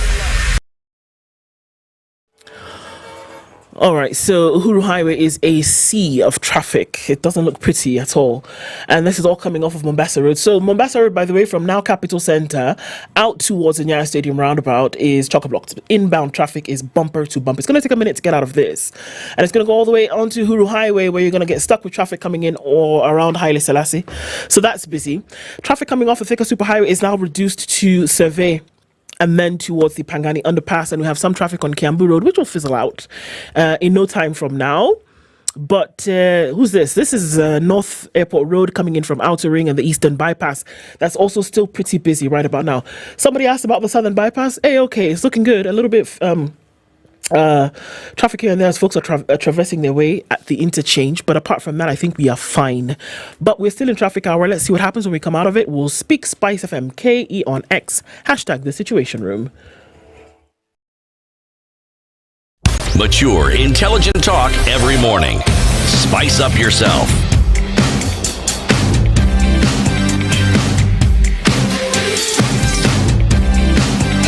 Mornings done right. 94.4 Spice FM, Nairobi. It's 18 minutes to 9. We continue our conversation, CT. So the question we are asking ourselves is, all right, so we're seeing all these things. We're seeing the agitation from sections of the public. We're seeing what the clergy is saying. We're seeing what the government is responding, how the government is responding, and so on and so forth. And, someone who just lands into the country from outer Mars would come and wonder what's going on here. What would you tell them? I would tell them that they need to be students of history and that what's happening in Kenya has happened elsewhere before, and perhaps with consequences that one can clearly see, because it isn't as though Kenyans are a different breed of human being from others. What makes us different in my mind is that we are a very patient people. And we also are very understanding people. And it is that quality that our leaders, political and religious, have taken advantage of. Because when Kenyans quietly speak and say this is what we'd like to see done, it is assumed they are stupid and they do not know what they're talking about. I have been informed that what we call the church, in the broadest sense possible, were quietly talking to the executive and saying, guys, we need to do these things differently, quietly. But again, it's like that same thought ran through their minds. And so what did they do? Now this is where history comes in. Movie, okay? Yes. Okay? How many of you have watched this movie called Gladiator? Yes. There's another one called Gladiator 2, which has come. It reminds me historically of something that Roman emperors did. In order to keep the citizenry in check, they entertained them with games. Yes. Some genuinely bizarre games. Brutal. Yes, but it kept the citizenry happy. Every once in a while, they'd even throw bread at them and give them. So the citizenry did not ask too many questions. But it was an opportunity for those who were in the aristocracy of the time to also display their wealth. Net result was this. Anyone who opposed those particular governments were beheaded. Your family was also killed, meaning they didn't give you breathing space. They wanted to extinguish that breed. Or to hear your opinion even. No. So they were so deaf so that even when there was a gentleman called Titus, his reign was brief. During his reign, all people who've read history know of Mount Vesuvius. Vesuvius. Okay? And how it erupted. And how Pompeii vanished, and other towns. Rome was on fire for something like 3 days. Yes, under Nero. Yes. But it came after Titus's rule, because Titus is the person who had built what you know as a Colosseum. Yes. Which marked now the epicenter of all these things. They knew about the mountain. They knew it was volcanic. The signs had been there, but they were not listening. They knew it was going to erupt. They could feel the heat. They could see the fire. There were so many changes. There was ample warning for them to understand that a calamity was about to happen. But what did they do? They did not listen. Okay? Sometimes the warning signs are always there, and that's where history comes in. And in our case, the warning signs have actually been very gentle. You've been spoken to. You've been told. Voices that previously were not collective have become collective. You've been told. And the issues haven't changed. We haven't gotten richer. We are still poor. People who are getting hungrier are increasing. People who don't have jobs and don't know how they're going to live in the following day are increasing in number. The schools were in shambles. The universities are taking a tumble as well. If you're talking about healthcare, that thing is in an utter and complete mess. And yet, with every public holiday, this display, this wanton and gauche display of wealth, huge cars, long trains of vehicles, and people coming to celebrate. You have to ask, what are we celebrating exactly? It's an independence. See, we're going to December, so we're going to be celebrating something around about now. You have to ask the question, did we really get this independence? Because the whole idea was for people to have their lives change. And has it changed? The answer is no, it hasn't changed. Has it? Let's ask those who are calling in on 0719-012-600. Also, you can post your comment on X, on Facebook, on YouTube. We'll sample some of them. Jose Maria in Nairobi. Yes, how are you? Very well, thanks. How are you? I am fine, thank you. Thank you for the chance to say something. Karibu. I mean, the key thing for me is the government is not listening. It's like having a parent who is completely oblivious to the reality of, it's like they use their own automatic spark to determine the things they want to do and how they want to govern us, but they are really not listening. And I would agree with you when you were speaking to Mubarak in the morning, Eric, that the church is just coming out now. For 2 years, it's been quiet. I don't know for what reason, but well, I'm glad they're speaking now, but they would have spoken earlier. Things like SHIF and SHA, housing levy, these things would not be where they are if people had come out earlier and clearer and told the government that this is not what we want. I mean, if bodies like the church and, civil society and others had spoken much, much earlier. So I think that the real problem is that the government is really not listening to us. And it's really a desperate situation. I mean, I work in human resources, and I can tell you that we are struggling to price jobs now because you look at the reality of how much you have to pay someone for you, or how much a job is worth vis-a-vis how much you have to pay in taxes and all that. It's just impossible. So, I mean, I don't know what the solution is, but I think we just need to, all of us, wake up, go out and stand out like Bangladesh and say, enough is enough. Thank you, Jose. Yes, that's my take. Asante sana. Let's go to the other phone line, ending with 444. Good morning. Hello, good morning. How are you doing? What's your name? I'm Victor Ndiema from Mount Elgon. Karibu sana, Victor. Asante sana. Salamia mzee hapo. Mzee salimika? Nimesalimika sana kijana. How are you? I'm fine. Utasalimia mama pia? Ndu pia nimemwona, naona ako serious. Anakonga serious. Okay, Mimi. One thing I've, sometimes in Kenya, we are different people. We have different ways of processing information. And one thing I've realized, in Kenya, we have accepted to consume a lot of negative information in the first place. For example, the issue of SHA. When you go back to NHIF, when it was rolled, first people, we were registering. And then from there, now we come. This is where now the problem is. But here we are complaining on something we have not even registered.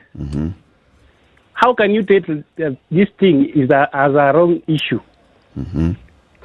Just like in politics, when you are registering as a voter, we queue, we register first. And then from there we come, then we say, there is a problem in this side. For example, in Kenya, a lot of people, almost 70%, they don't go into this referral hospital, but the first disposal is dispensary. Okay. When you look at SHA, it's giving us that opportunity. We start at the doorstep. Yes. And then on the issue of now, based on the issue of Kenya Kwanza manifestos. Victor, I want to ask you. Yes. Have you experienced that? Have you gone to a local dispensary, gotten all the services you need and gone home? Okay, my issue is I want to register. Okay. First. That is the first thing. Have you? I'm on that process now. My issue now, the challenge I've encountered is during the cluster there, because kuna ile part inafaa uko employed, how much are you earning? Yes, because hapo sasa mimi nahitaji guidance, because for now I'm not sure. You don't know how much you earn. Because mimi because kenye napata inategemea na siku venye iko. Yes, those are the challenges now we are seeing. Na hakuna option ya siku. Na hakuna option ya siku, uwezi ukasema leo iko hivi na hivi. Okay. We cannot say the government is doing right or the wrong. Yes, to some extent government is trying. Yeah. On this side kuna vitu yenye pia ina fail, of which wanahitaji ku address. Sawa. Asante sana Victor. Let's hear what others. Naomba tu tuachie hapo. Ngoja tusikie wengine tafadhali. Let's go to Georgia. Jambudi. Good morning or good evening. Good morning. How are you doing? What's your name? Yeah, my name is Tony Ugato. I'm calling from Atlanta. Right. Georgia. Yeah. I just want to say that I like your show, and I'm privileged a lot to listen to you and have an opportunity on here today. Karibu sana. Yeah. So, for your topic, whether Kenya is on the right way, I could say it has always been on the right way, as usual. But with the political elites, the first thing is to serve themselves, and of course, it is a job they got. Na ni wakati wao wa kukula. So, let me say I've had an opportunity of working with the U.S.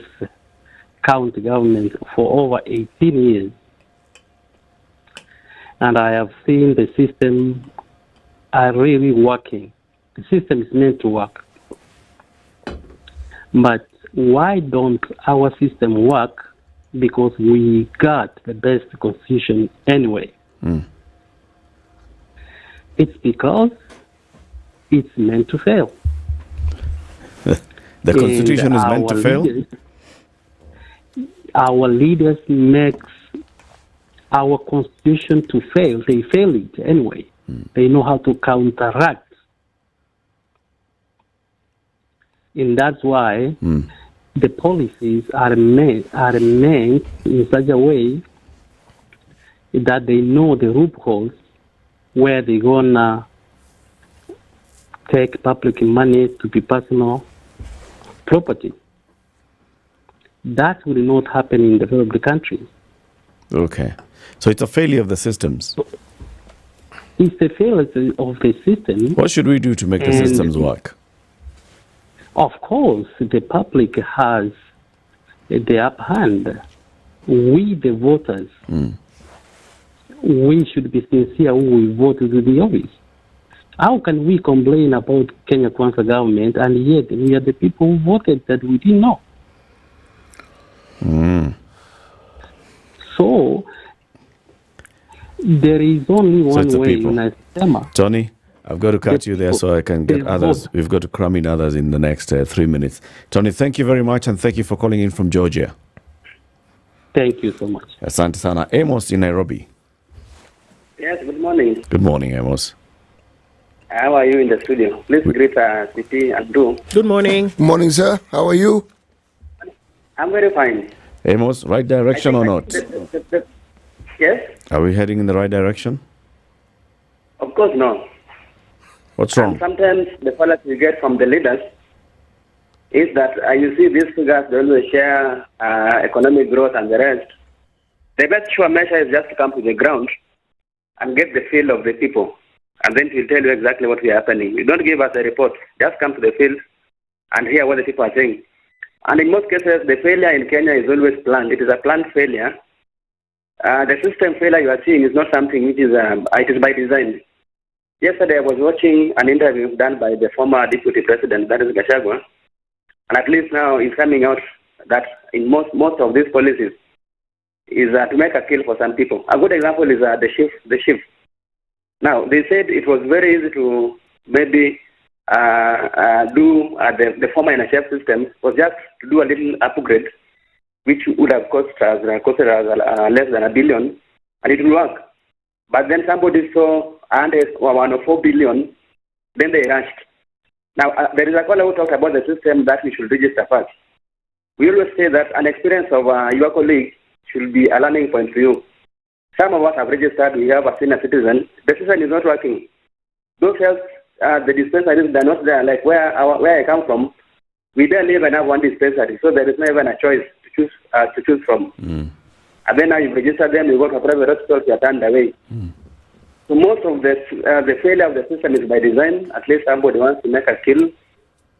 It starts by the end, like at the beginning. So they know if we do this one, and that is why they always rush. They don't listen to the public participation, the feeling of the people. Yeah. So they force us.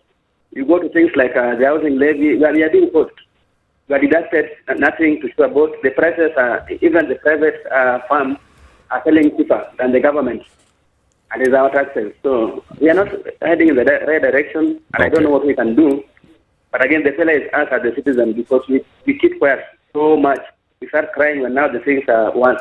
Thank you, Amos. Thank you very much, and have a lovely day. What are they saying online? David Abora says Kenya is running in the right direction because God always brings us day and night, and Kenyan's problem right now, unfortunately, is leadership. My take says, really, it's not even hard to see how and what can make an economy thrive. But of course, the Kenyan voter never looks at his or her interests. Ni ukabila tu saa zote. Please just tell me one thing government has done right apart from flying around. By the way, we are told soon projects will be left, right and centre because of his flights all over the globe. And now, where are we? I pity the businesses dealing in non-essential goods and services currently, because a normal human would apply Maslow's law, hierarchy of needs, when spending. And that's what we see happening now. Okay. The only thing that can explain our situation is the one at the top. Wanted power so much that when handed power, they didn't know what to do with it. Now it's trial and error. See what will work or stick. Where? So there's basically there's what the public is feeling, and then there's what the leadership is feeling. And some of these leaders, unfortunately, and I've got to call out here Kimani Ichung'wah, some statements are made maybe from a good place, but they come out completely arrogantly. A statement is made in Parliament. Don't be dissuaded by people saying Utaenda Nyumbani 2027. You go home every day anyway. Oh, come on. Come on. The people are telling you as the leadership of Parliament is they expect more and better from you. And you can't come back and say, you know what, we're doing our job and we're the ones who know how the job should be done. No, please. The owners of the job know how the job should be done. And they're telling you. And they're telling you this is how we expect the job to be done. And you're clearly not listening. But yep. Well, keep it here for more conversations coming up in the next hour as well. We'll be talking about the rebrand of KTN that's happening tonight. KTN News, KTN Home merging into one. New look, new promise of better things to come. 9 a.m. news time.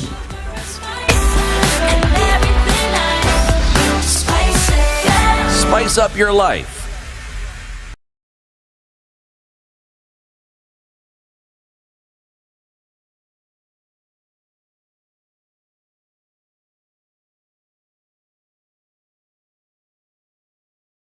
Good morning. This is the news wire. I'm Leah Obaga. A section of traders at Nyayo Market in the Ngara area, Nairobi, are counting losses following a fire incident. Several structures with valuables that included second-hand clothes and shoes were last evening burnt down in the incident. Police say they are yet to establish the cause of the fire that started from one of the affected structures and spread fast to the rest. Nairobi Regional Police Commander Adamson Bungay said up to 50 structures were flattened in the incident. However, no injuries were reported. President William Ruto made another 5 million shillings donation to the church, even as leaders reignited war with the clergy over huge donations from politicians. The president, through Bungoma Governor Kenneth Lusaka, donated the cash to Crispinus Anglican Church, Bungoma. This came against the backdrop of the debate in a decision by the Catholic Church to return 5.6 million shillings donated by the president and Nairobi Governor Johnson Sakaja last month to Soweto Catholic Church. Lusaka, who was speaking during the Thanksgiving Mass, said there is nothing wrong when leaders donate towards God's work. This was even as leaders who were accompanying the President to Kajiado for the interdenominational church service on Sunday strongly continued with their defense of political donations, asking the church to stop misleading Kenyans. Non-governmental organizations in Western Kenya have commended Kakamega County for passing the Gender-Based Violence GBV Act 2024 to curb cases of sexual violence. Speaking to journalists in Kakamega, Access to Medicine's platform's coordinating officer Isaiah Ochieng said the law will reduce the number of sexual violence cases as well as protect the victims. Sorry about that. And moving on is that men have been urged to avoid the habit of not going to hospital to get tested and know their health status. Nyanza Regional NCD's coordinator Steve Kithaka said that Kisumu County leads in the number of men infected with HIV despite being unaware of their health status. He said many men rely on reports from expectant mothers to know whether they have been infected with HIV or not. Meanwhile, in Trans Nzoia, USAID Ampath Zimmer planning officer Irene Lopakale has urged men to be at the forefront of knowing their health status, considering that out of 10 people infected with HIV, 7 of them are men.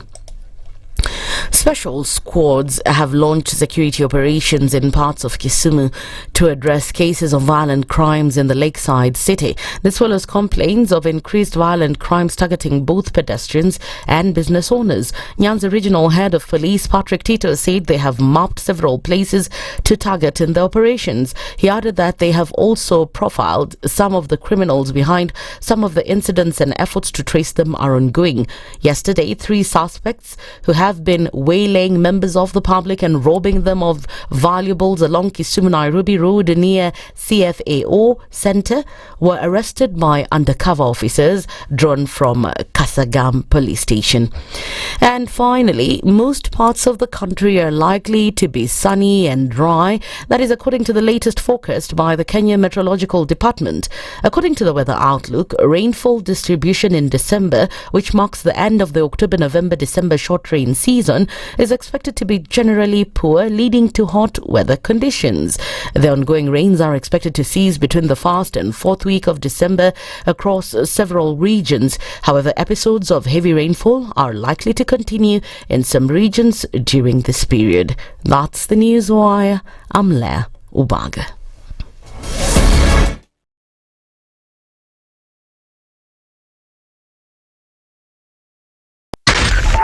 .4 Spice FM, Nairobi. All right, a quick look at where we are this morning.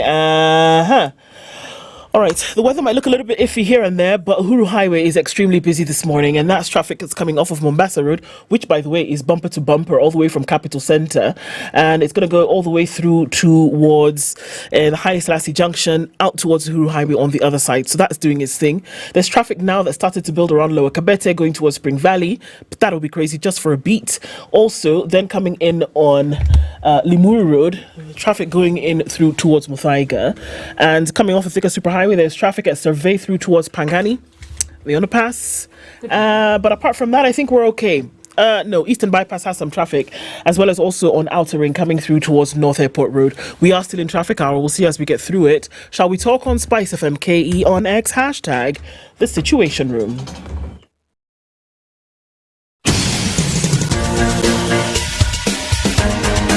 This is The Situation Room, the home of hard-hitting political commentary and penetrating insights about the state of the nation. This is a talk radio experience like no other. The Situation Room, a place for hard truths, debates, and elevated conversations. The Situation Room, witty, political, engaging, deep, controversial. In the room, we have C.T. Muga, researcher, academic, seasoned political observer, a fountain of wisdom in these politically uncertain times. Ndu Okoh, Nigerian by birth, Kenyan by choice, communications expert, Pan-Africanist, a truth seeker and believer in people power, and Eric Latiff, agent provocateur, the man in the chair, seasoned journalist, news hound, a man who believes in punching up, not down. This is The Situation Room, the only way to start your day. 6 minutes after 9, on to the final hour of Kenya's biggest conversation. This is The Situation Room, and we thank you very much for joining us. So tonight, something big is happening, and if you look at page what of the Standard, page 5, yes, because Gazette Nyeri, we have taken the full page, full color. All right. Tumetangaza. Tangazo. You cannot say you can't see Tangazo. Full Since page. 1990. Yes. KTN. Read the whole thing. Excuse me. Dear viewers, since 1990, KTN has been a beloved part of our lives, growing into a heritage brand cherished by millions. From hard-hitting news to captivating entertainment, we've been your trusted companion, amplifying voices and shaping stories that matter. Today, we're excited to announce the merger of KTN Home and KTN News into one unified brand, KTN. This bold move combines the best of both worlds, your favorite family entertainment and trusted fact-based journalism all under one roof. The new KTN offers something for everyone: in-depth news, investigative stories, local dramas, Hollywood movies, talk shows, sports, youth content, and so much more. Wherever you watch, on TV, laptop or mobile, we promise a rich, captivating experience with passionate and fearless journalists leading the way.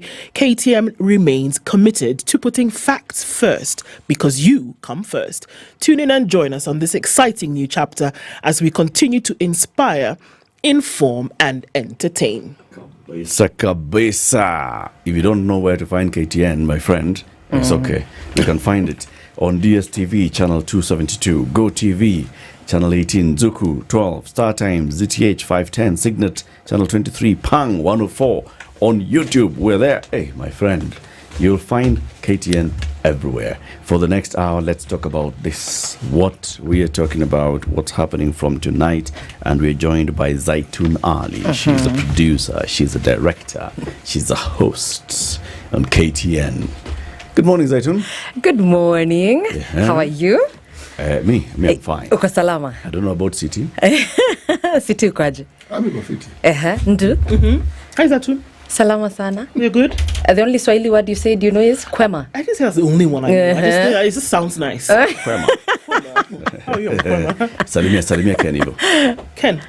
Ukoaje? Niko fiti. Kwema. Kwema sana. Bas. Morning, Eric. Good morning. How you doing? City. Ken, habari? Mzuri. Mzuri. Karibu sana. Thank you. Yeah.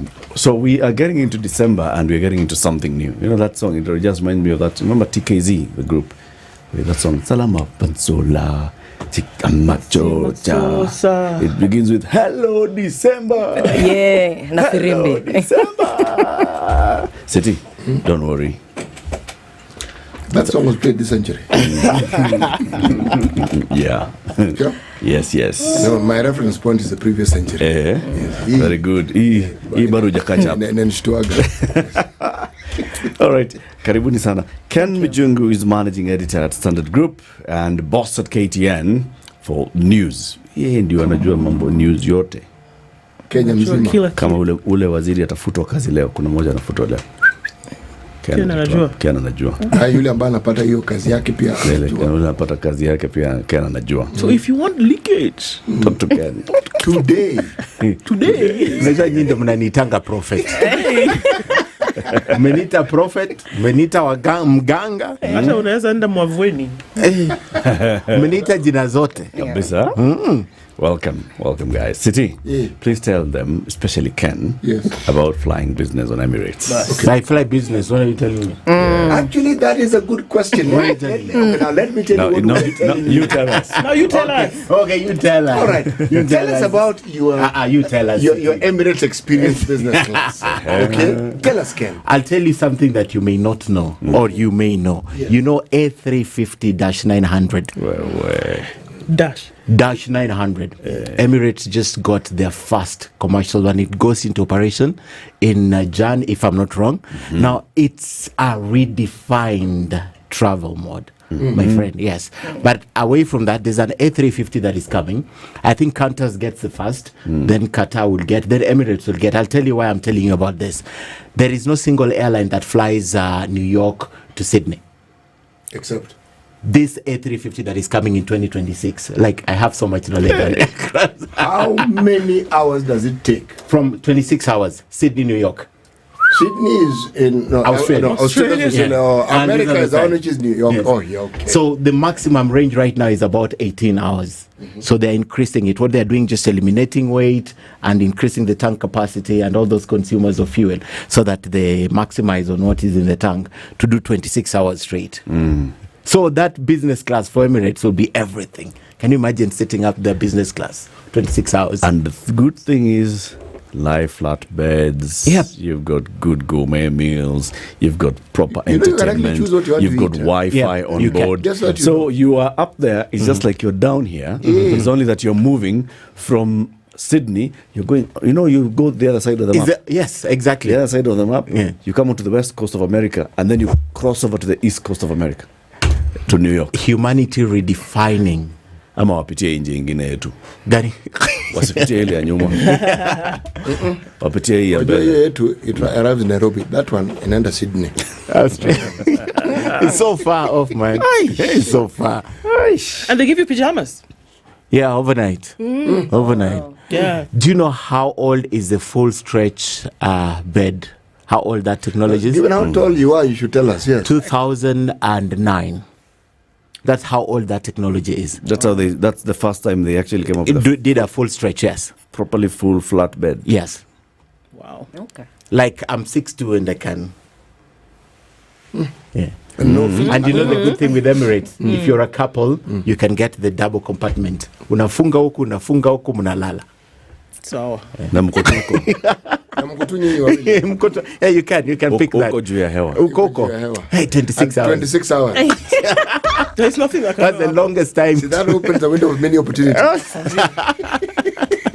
Mkiko sana. My friend. Unaenda huko nyuma. 26 hours 26 is hours. long.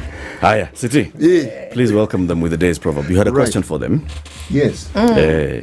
The proverb this week are from? There's a country called Mozambique. It's called the People's Republic of Mozambique. My question to you, Zaituni, in your capacity as my really, really, really good friend, okay? Yes.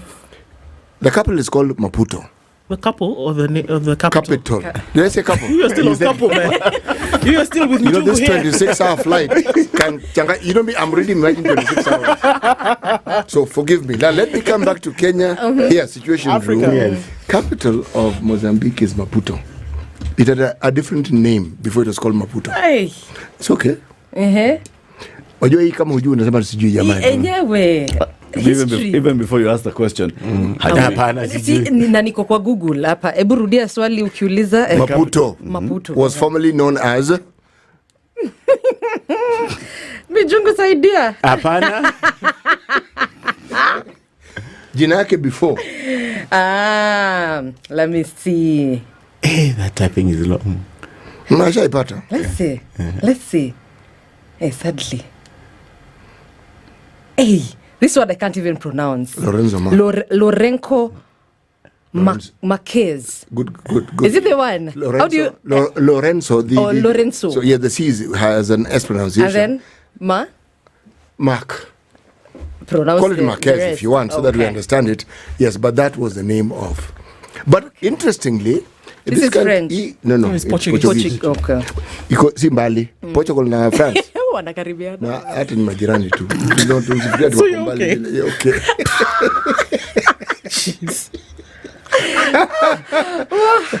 This particular country, it is said, was named after someone who was actually called Musa ibn Malik. He was an Arabic trader. So we were of the opinion earlier on that when Vasco da Gama landed there, you know how you ask, apa inaitwa nini in Portuguese.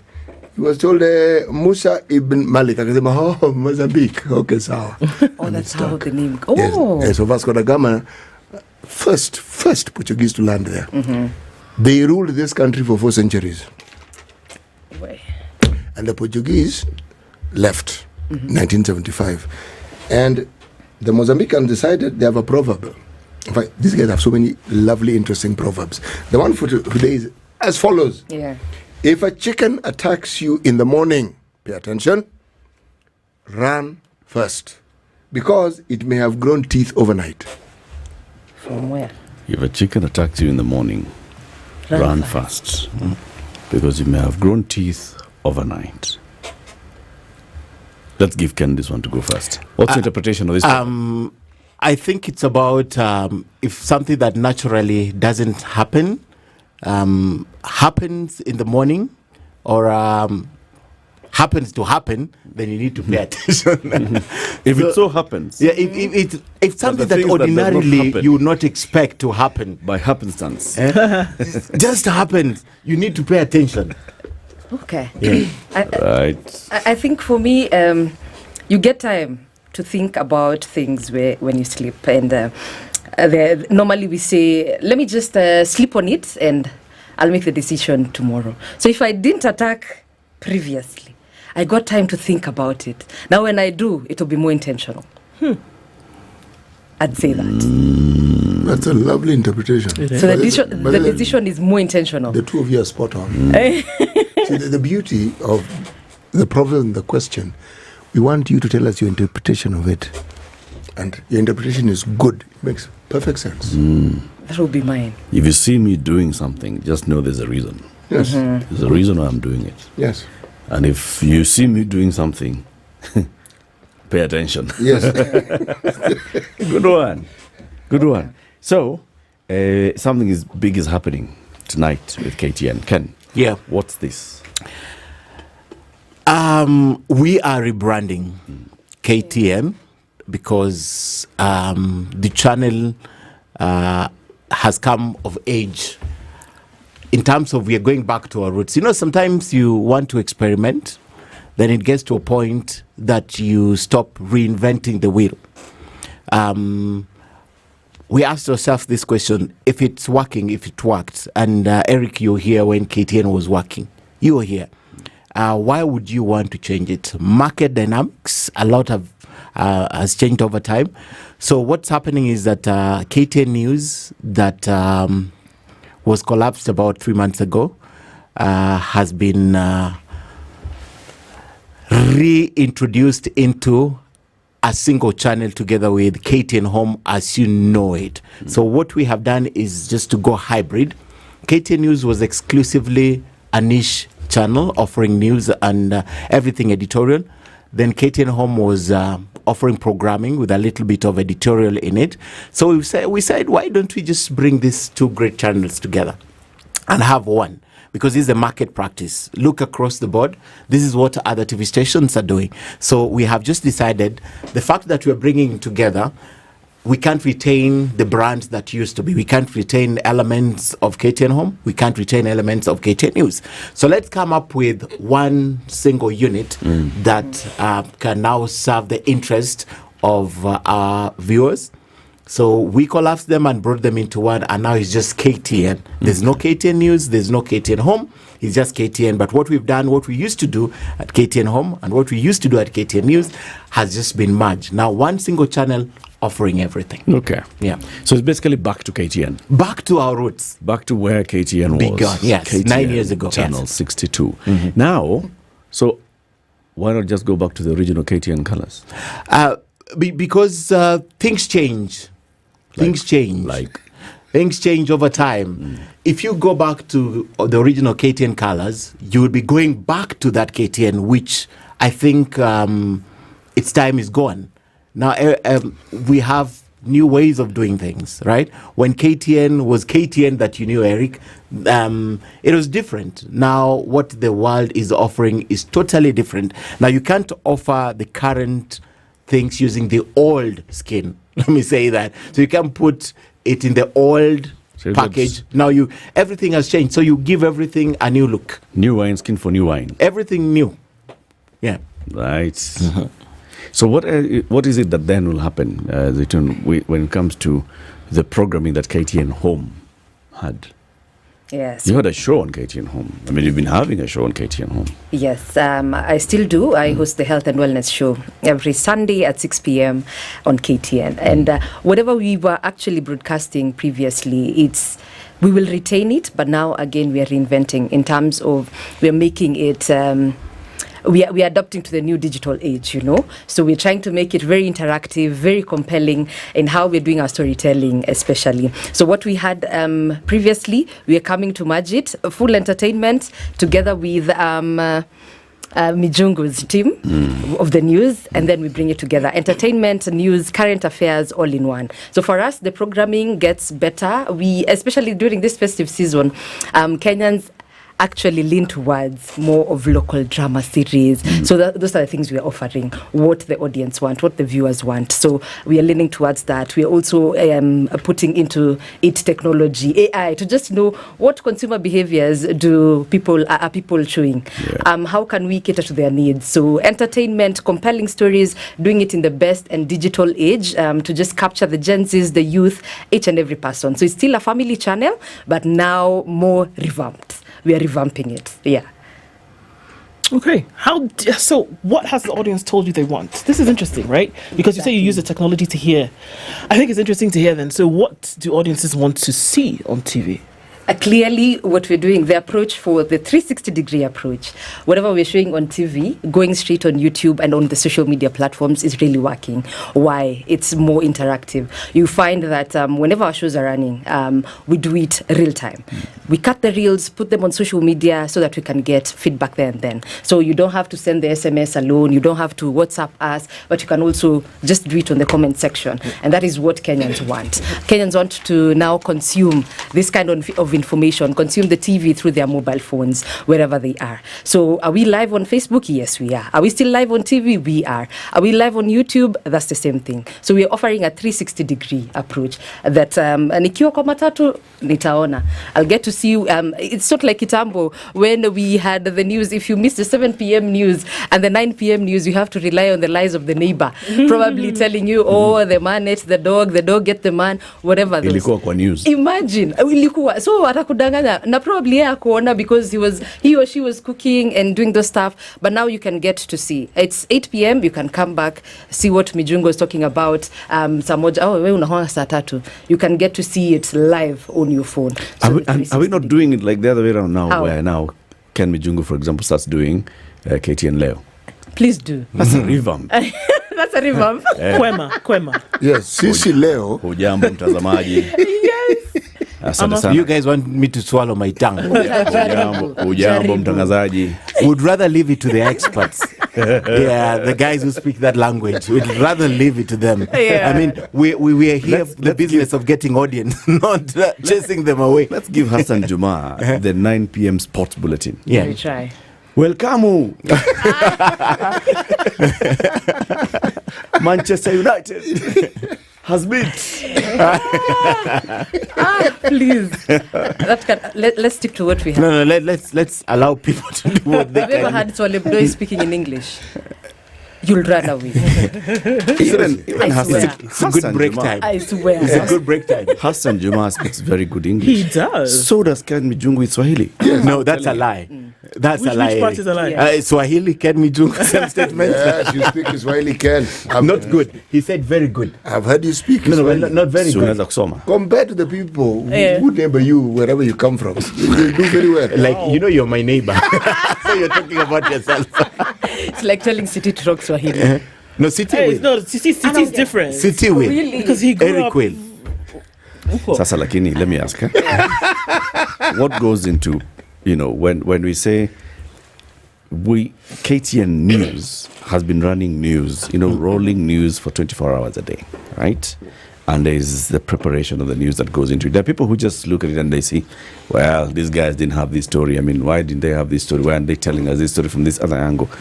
You are managing editor. You are the one who actually looks and sees this is newsworthy and this is how we shall tell. Even the way you tell the story.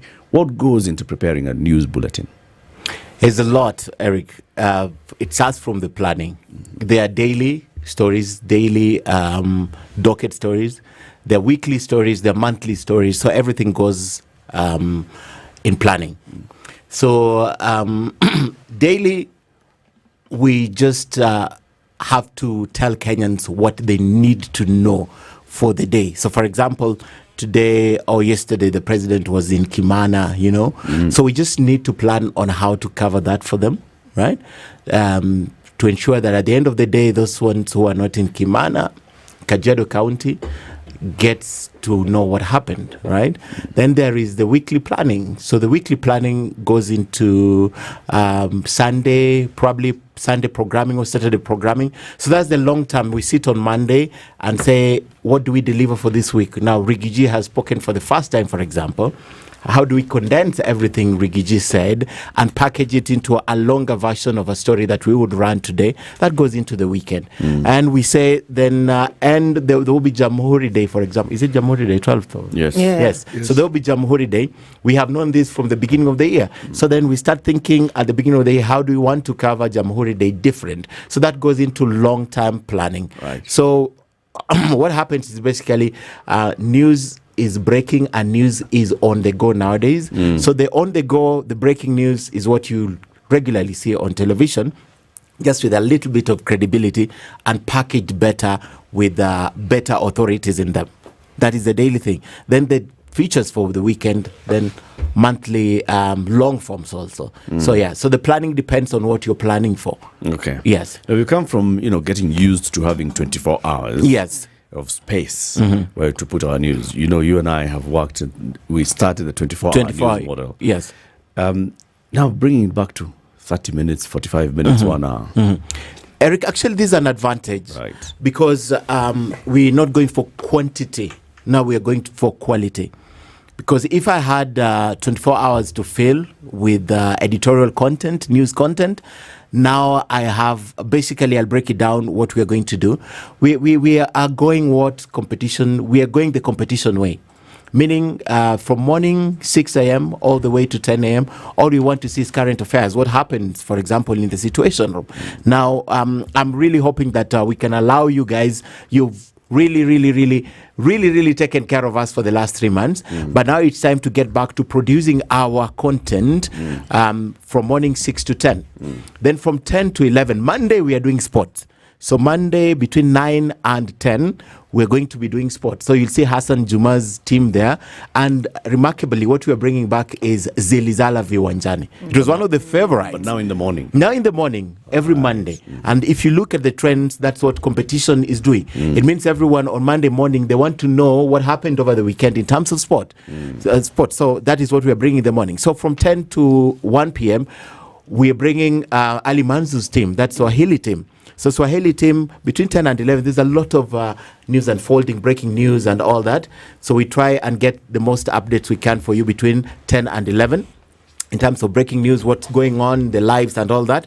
Then from 11 to 12, we're doing what is called Mashinani. So we're going back to the Mashinani. So everything that happened in the Mashinani, you're likely to see it within that hour. I see. Then from 12 to 1, it's a personality thing. Now we branded it so that on Monday, we have, for example, politics. So you have Nyeri doing politics. So we base his personality on Monday. So we have 3 good hours of content, but fresh content. And it only happens on every single day has a unique theme. So on Tuesday, you'll find Afia with Agnes Gakunga between 12 and 1.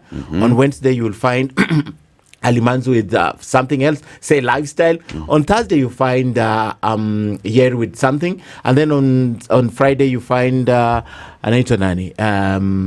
Hadia Mwasiwa. With education, she's passionate about education between 12 and 1. So you see what we're doing is just now bringing the personalities into the news. So if you love Hadia, for example, watching at 7, now we're giving you 3 hours of Hadia on Friday.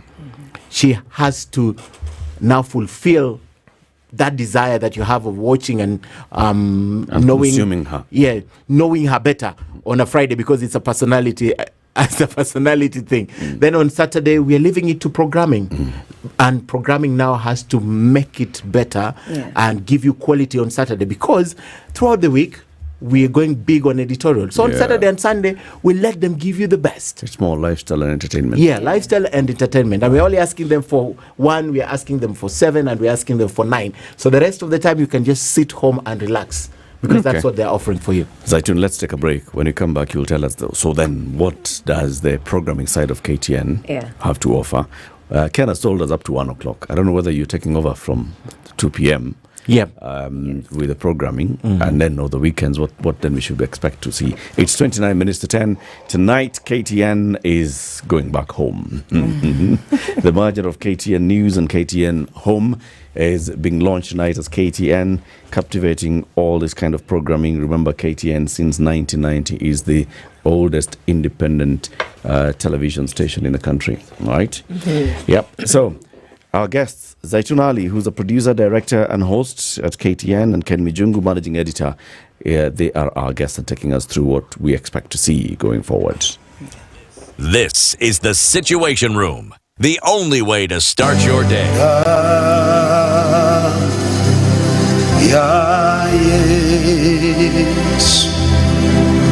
New Life Prayer Center and Church chini ya Pastor Evangelist Ezekiel inakutangazia ibada kubwa ya meza ya Bwana. Tunapokutana kwa mwili wa Yesu na damu ya Yesu, tunapeana chakula kwa yule mtu wa ndani. Baraka za kufunga mwaka 2024, kupokea nyota, uponyaji, unabii pamoja na kufunguliwa kabisa. Ibada hii itafanyika tarehe 4 hadi tarehe 15 mwezi wa 12 2024. Mahali ni Mavueni, Mombasa nchini Kenya. Watu wa dini zote, watu wa mataifa yote mnakaribishwa.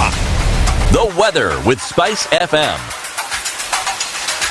Cloudy conditions in Nairobi this morning, 19 degrees. We'll see highs of 24 and highs of 25. In a sunny Nakuru at 19 and sunny as well. In Nyeri with highs of 25 and at 18, mostly sunny conditions in Eldoret.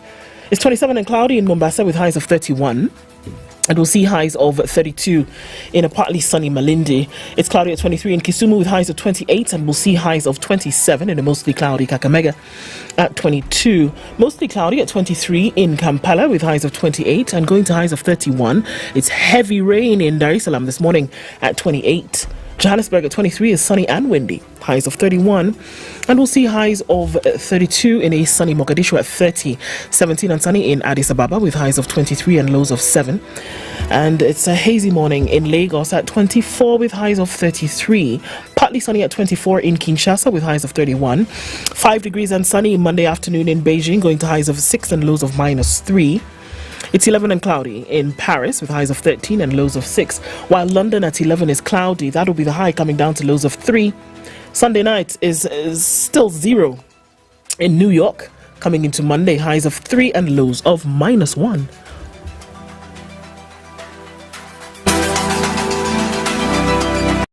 All right, we're coming out of traffic hour in no time from now. Just a little bit of traffic left here and there. Outer Ring heading in the direction of North Airport Road, still a bit busy. And Mombasa Road is going to be busy for a lot of this morning, getting onto Huru Highway through to the CBD. There's just a little bit of traffic left coming off of Thika Superhighway at the Pangani Underpass. But everybody else seems to have gotten into form. So I think we'll be fine through the morning. Still talk to us on SpiceFM, KE on X. Mature, intelligent talk every morning. Spice up yourself.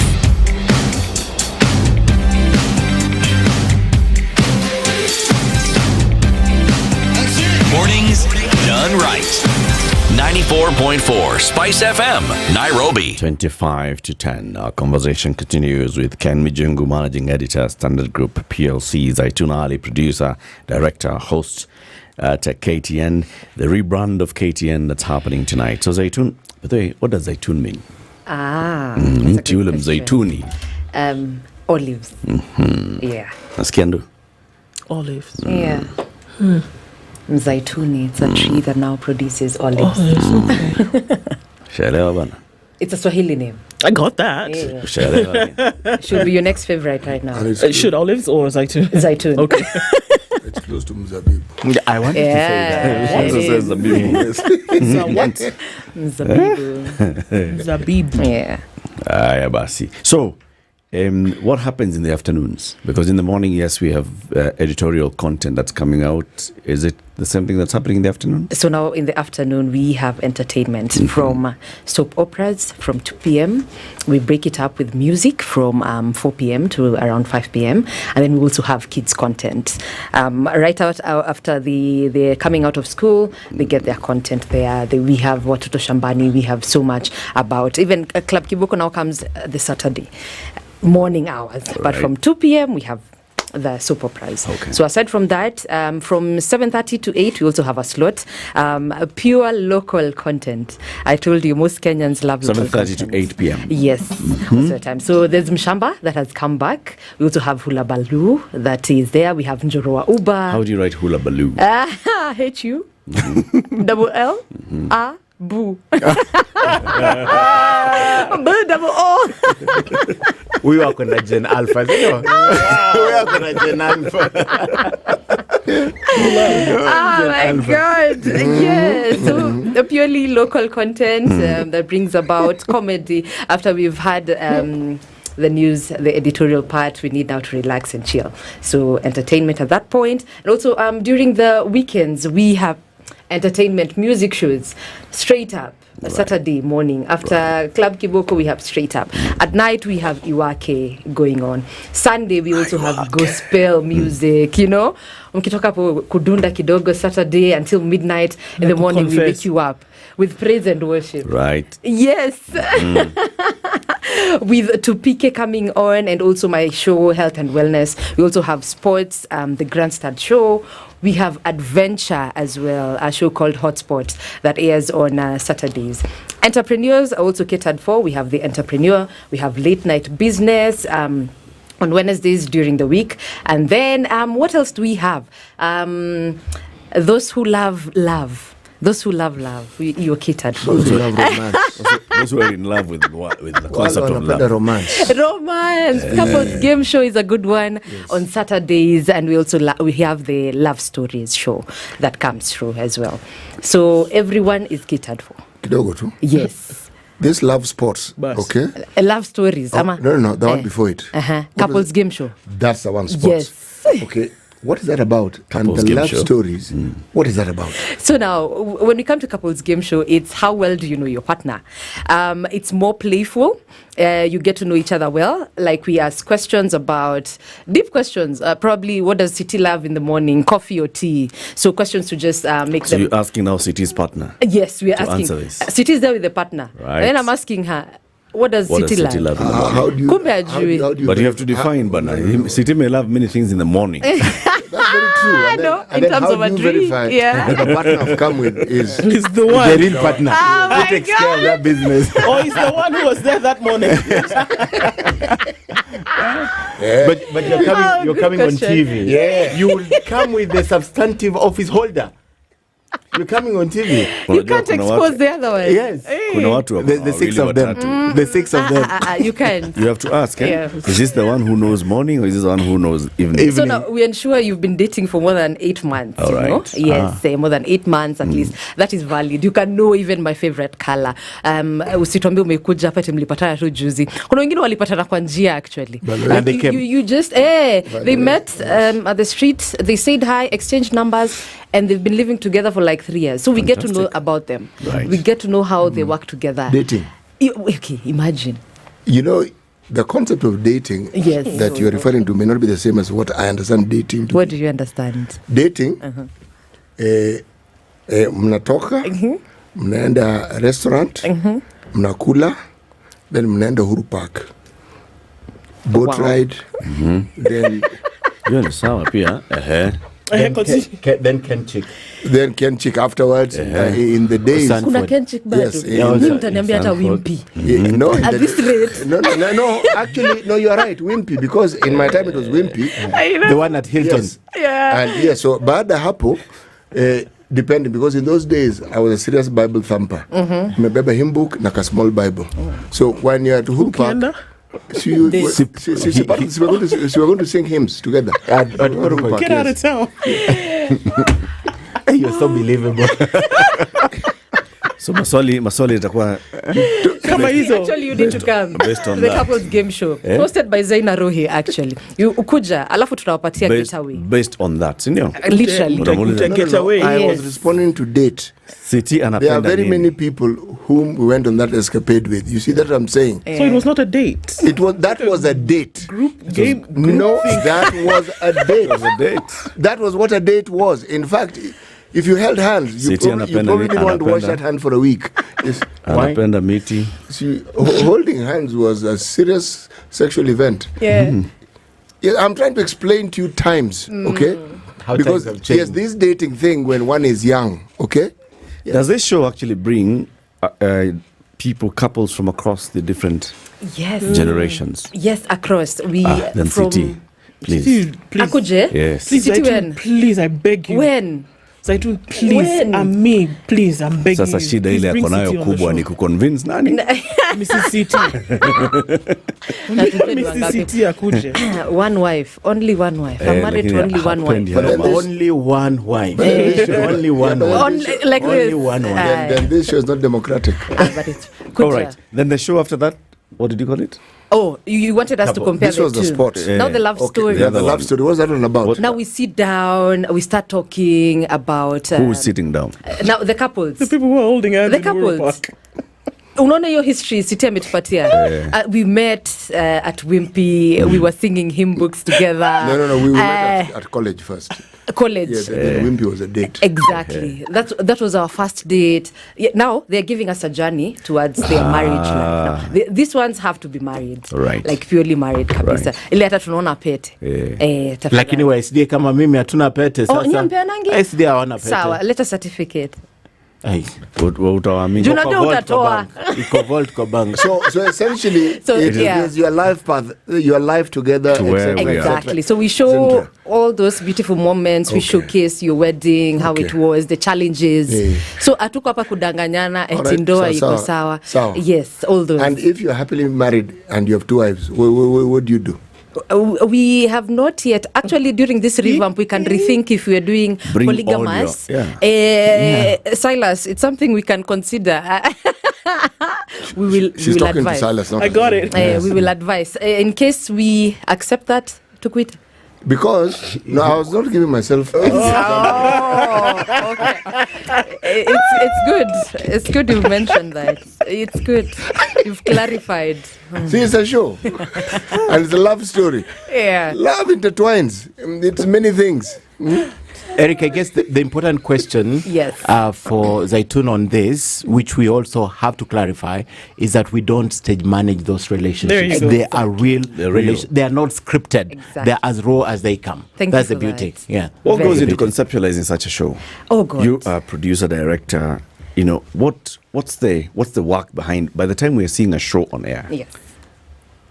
What's the journey?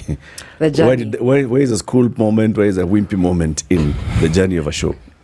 Actually, like Mijungu said, number one, it has to be research on whatever is current, whatever is trending, whatever is relevant to the society and the viewers at that point. So we just don't come and air still content. So from that, now research, who do you want to have on the show? So are they ideal? Are they meeting the standards of how we've set on that? We ensure also on quality assurance in terms of visuals. Our logos, our graphics are looking on point. Aside from that, now we get to find these guests, call them. Who do we want to reach out to? So your network has to be rich. You find when a journalist is out of the media space, you have such a huge network because you get referrals, you get the perfect people for this, and you ensure they have unique stories, not told elsewhere. So what we are trying to do is actually form a compelling mode of storytelling that is very authentic, very vibrant, and actually makes people now want to see the linear TV. Aside from the digital journalism that is coming up, everyone is looking at the entertainment that the influencers are doing. So now we want to bring that to our stations. So Revamp, find amazing content, fun content, adventure that caters for everyone. If you want to know about how CEOs do, we are there. If you want to know about where you can visit during the holidays, we are there. If you want to know about health, we are there. So yes. I usually have my knowledge is a bit stunted here when it comes to the subject of fun. What constitutes fun? Fun. Fun, for example, a good show, the hotspots. When you go out to enjoy, what's fun to you, City? Fun. Somewhere you can relax, somewhere you can chill. Outside my house.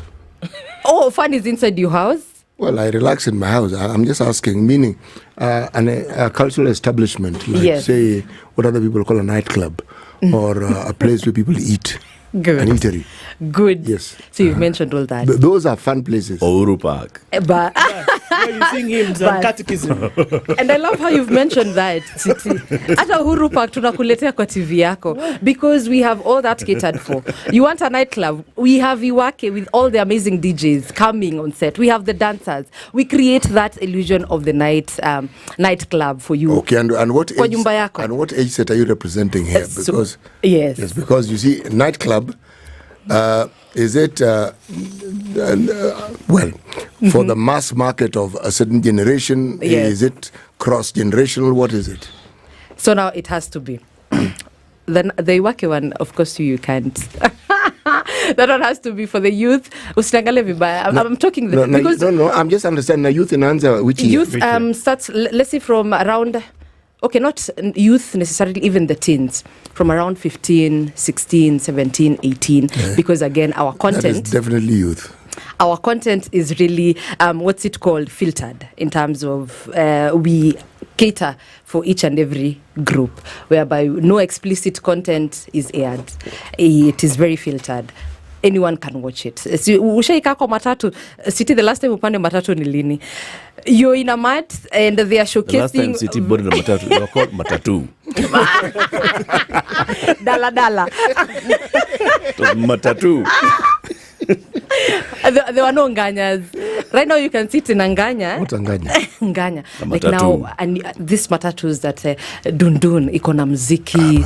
It looks good. You guys don't do even matatu activations and the way I've actually never do that. Any of those in my life. He doesn't like noise. No, that level of noise, no, definitely no. Yeah. Okay, so let me ask you. So previously there were the feeds, news feeds from whether it was international media or whatever that was. Is that going to feature or?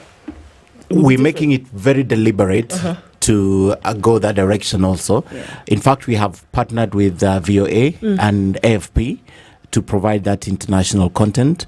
In the region, we have TV stations that we've partnered with.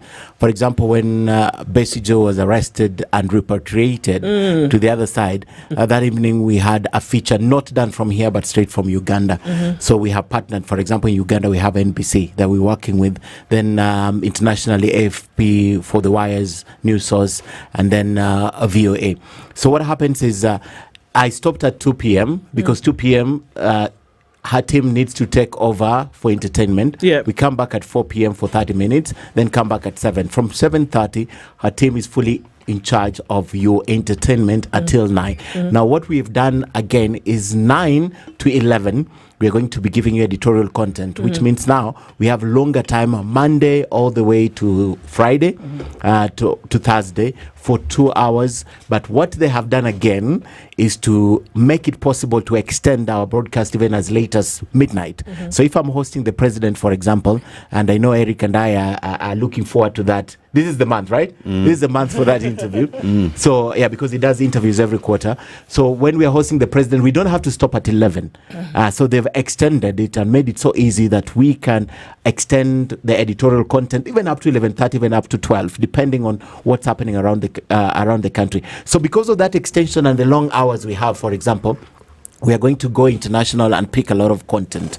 The elections across the African continent, for example, we have that covered for you. 1 p.m., for example, we've extended 1 to 2 p.m.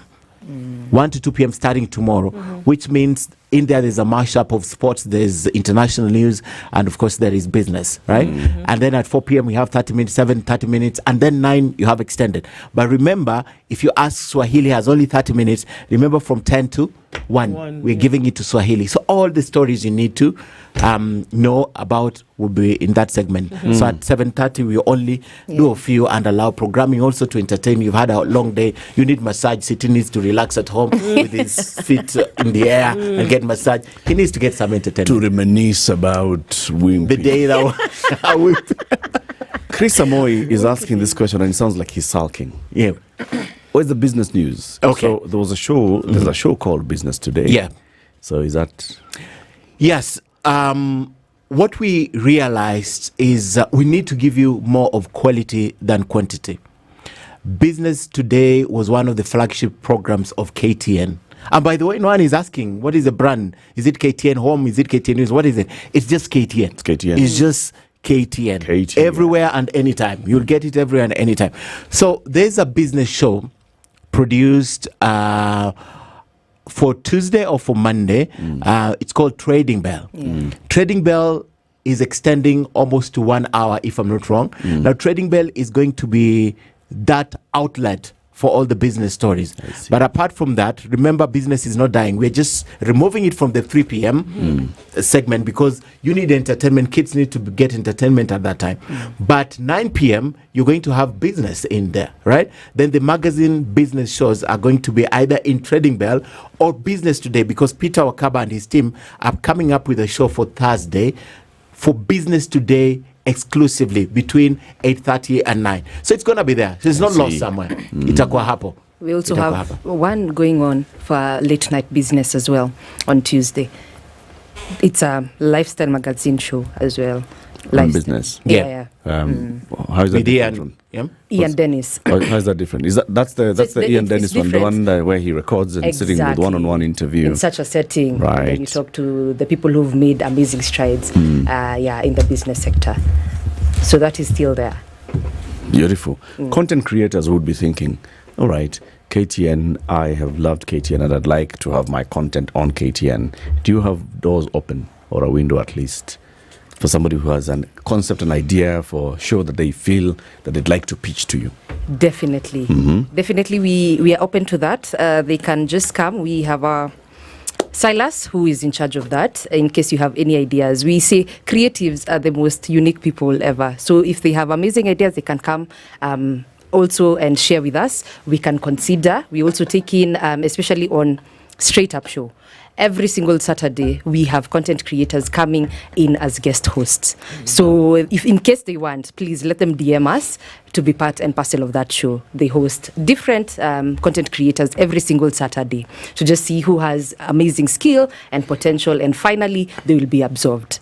Yeah. And it's even happening now. Jorwa Uba is a content creator and he's on television. And by the way, Eric, we are so open to the extent that content creators can come and shoot their content from our podcast studio. Yes. They can record from the podcast studio. They can book sessions with us, and we'll allow them. They can shoot their content if they wanted from our studios. We are that open because they will be showcasing us out there. Just book your session, come and shoot your content there. Yeah. Throw it out there. We'll help with the production. You come with your content. Yes, you come with your content.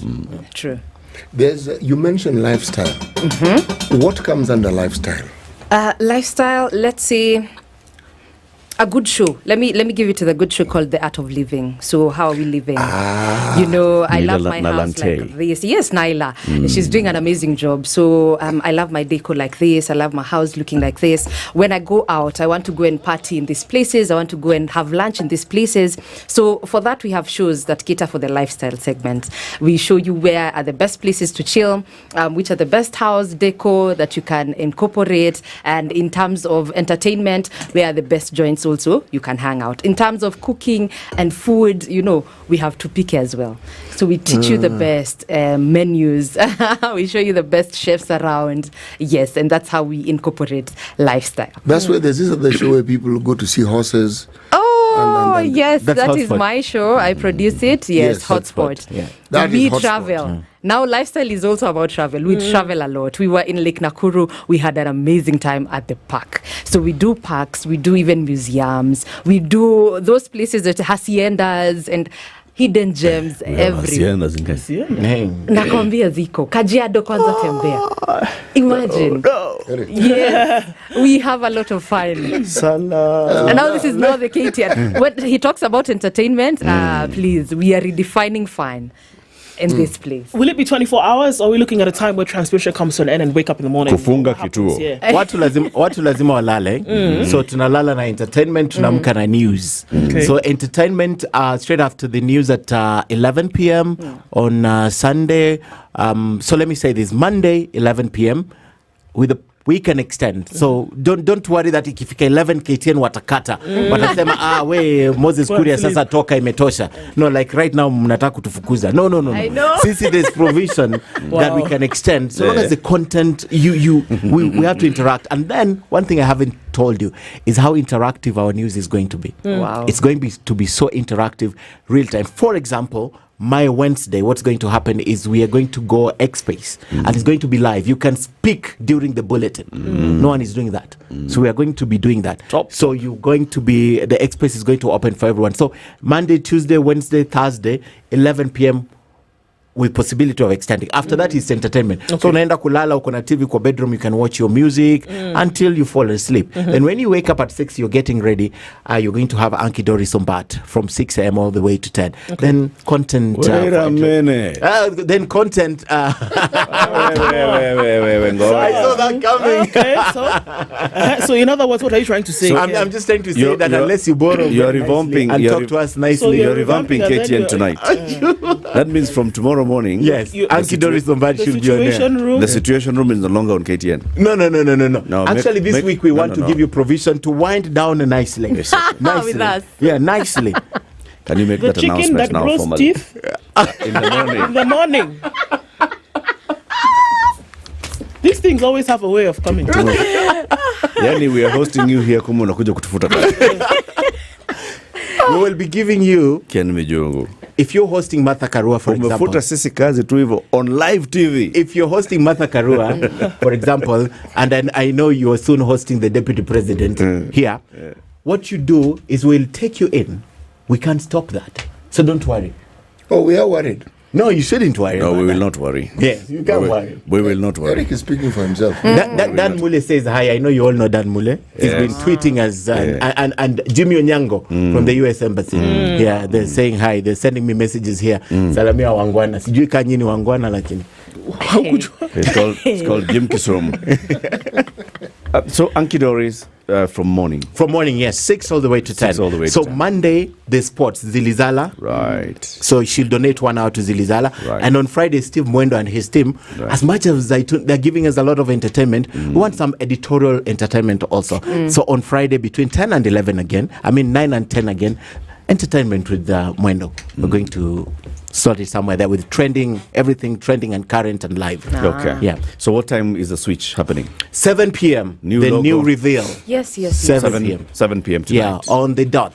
Yeah. Ken Mijungu anasoma habari za Kiswahili. Hujambo mtazamaji. Karibu tena katika yaliyotendeka. Mpenzi mtazamaji.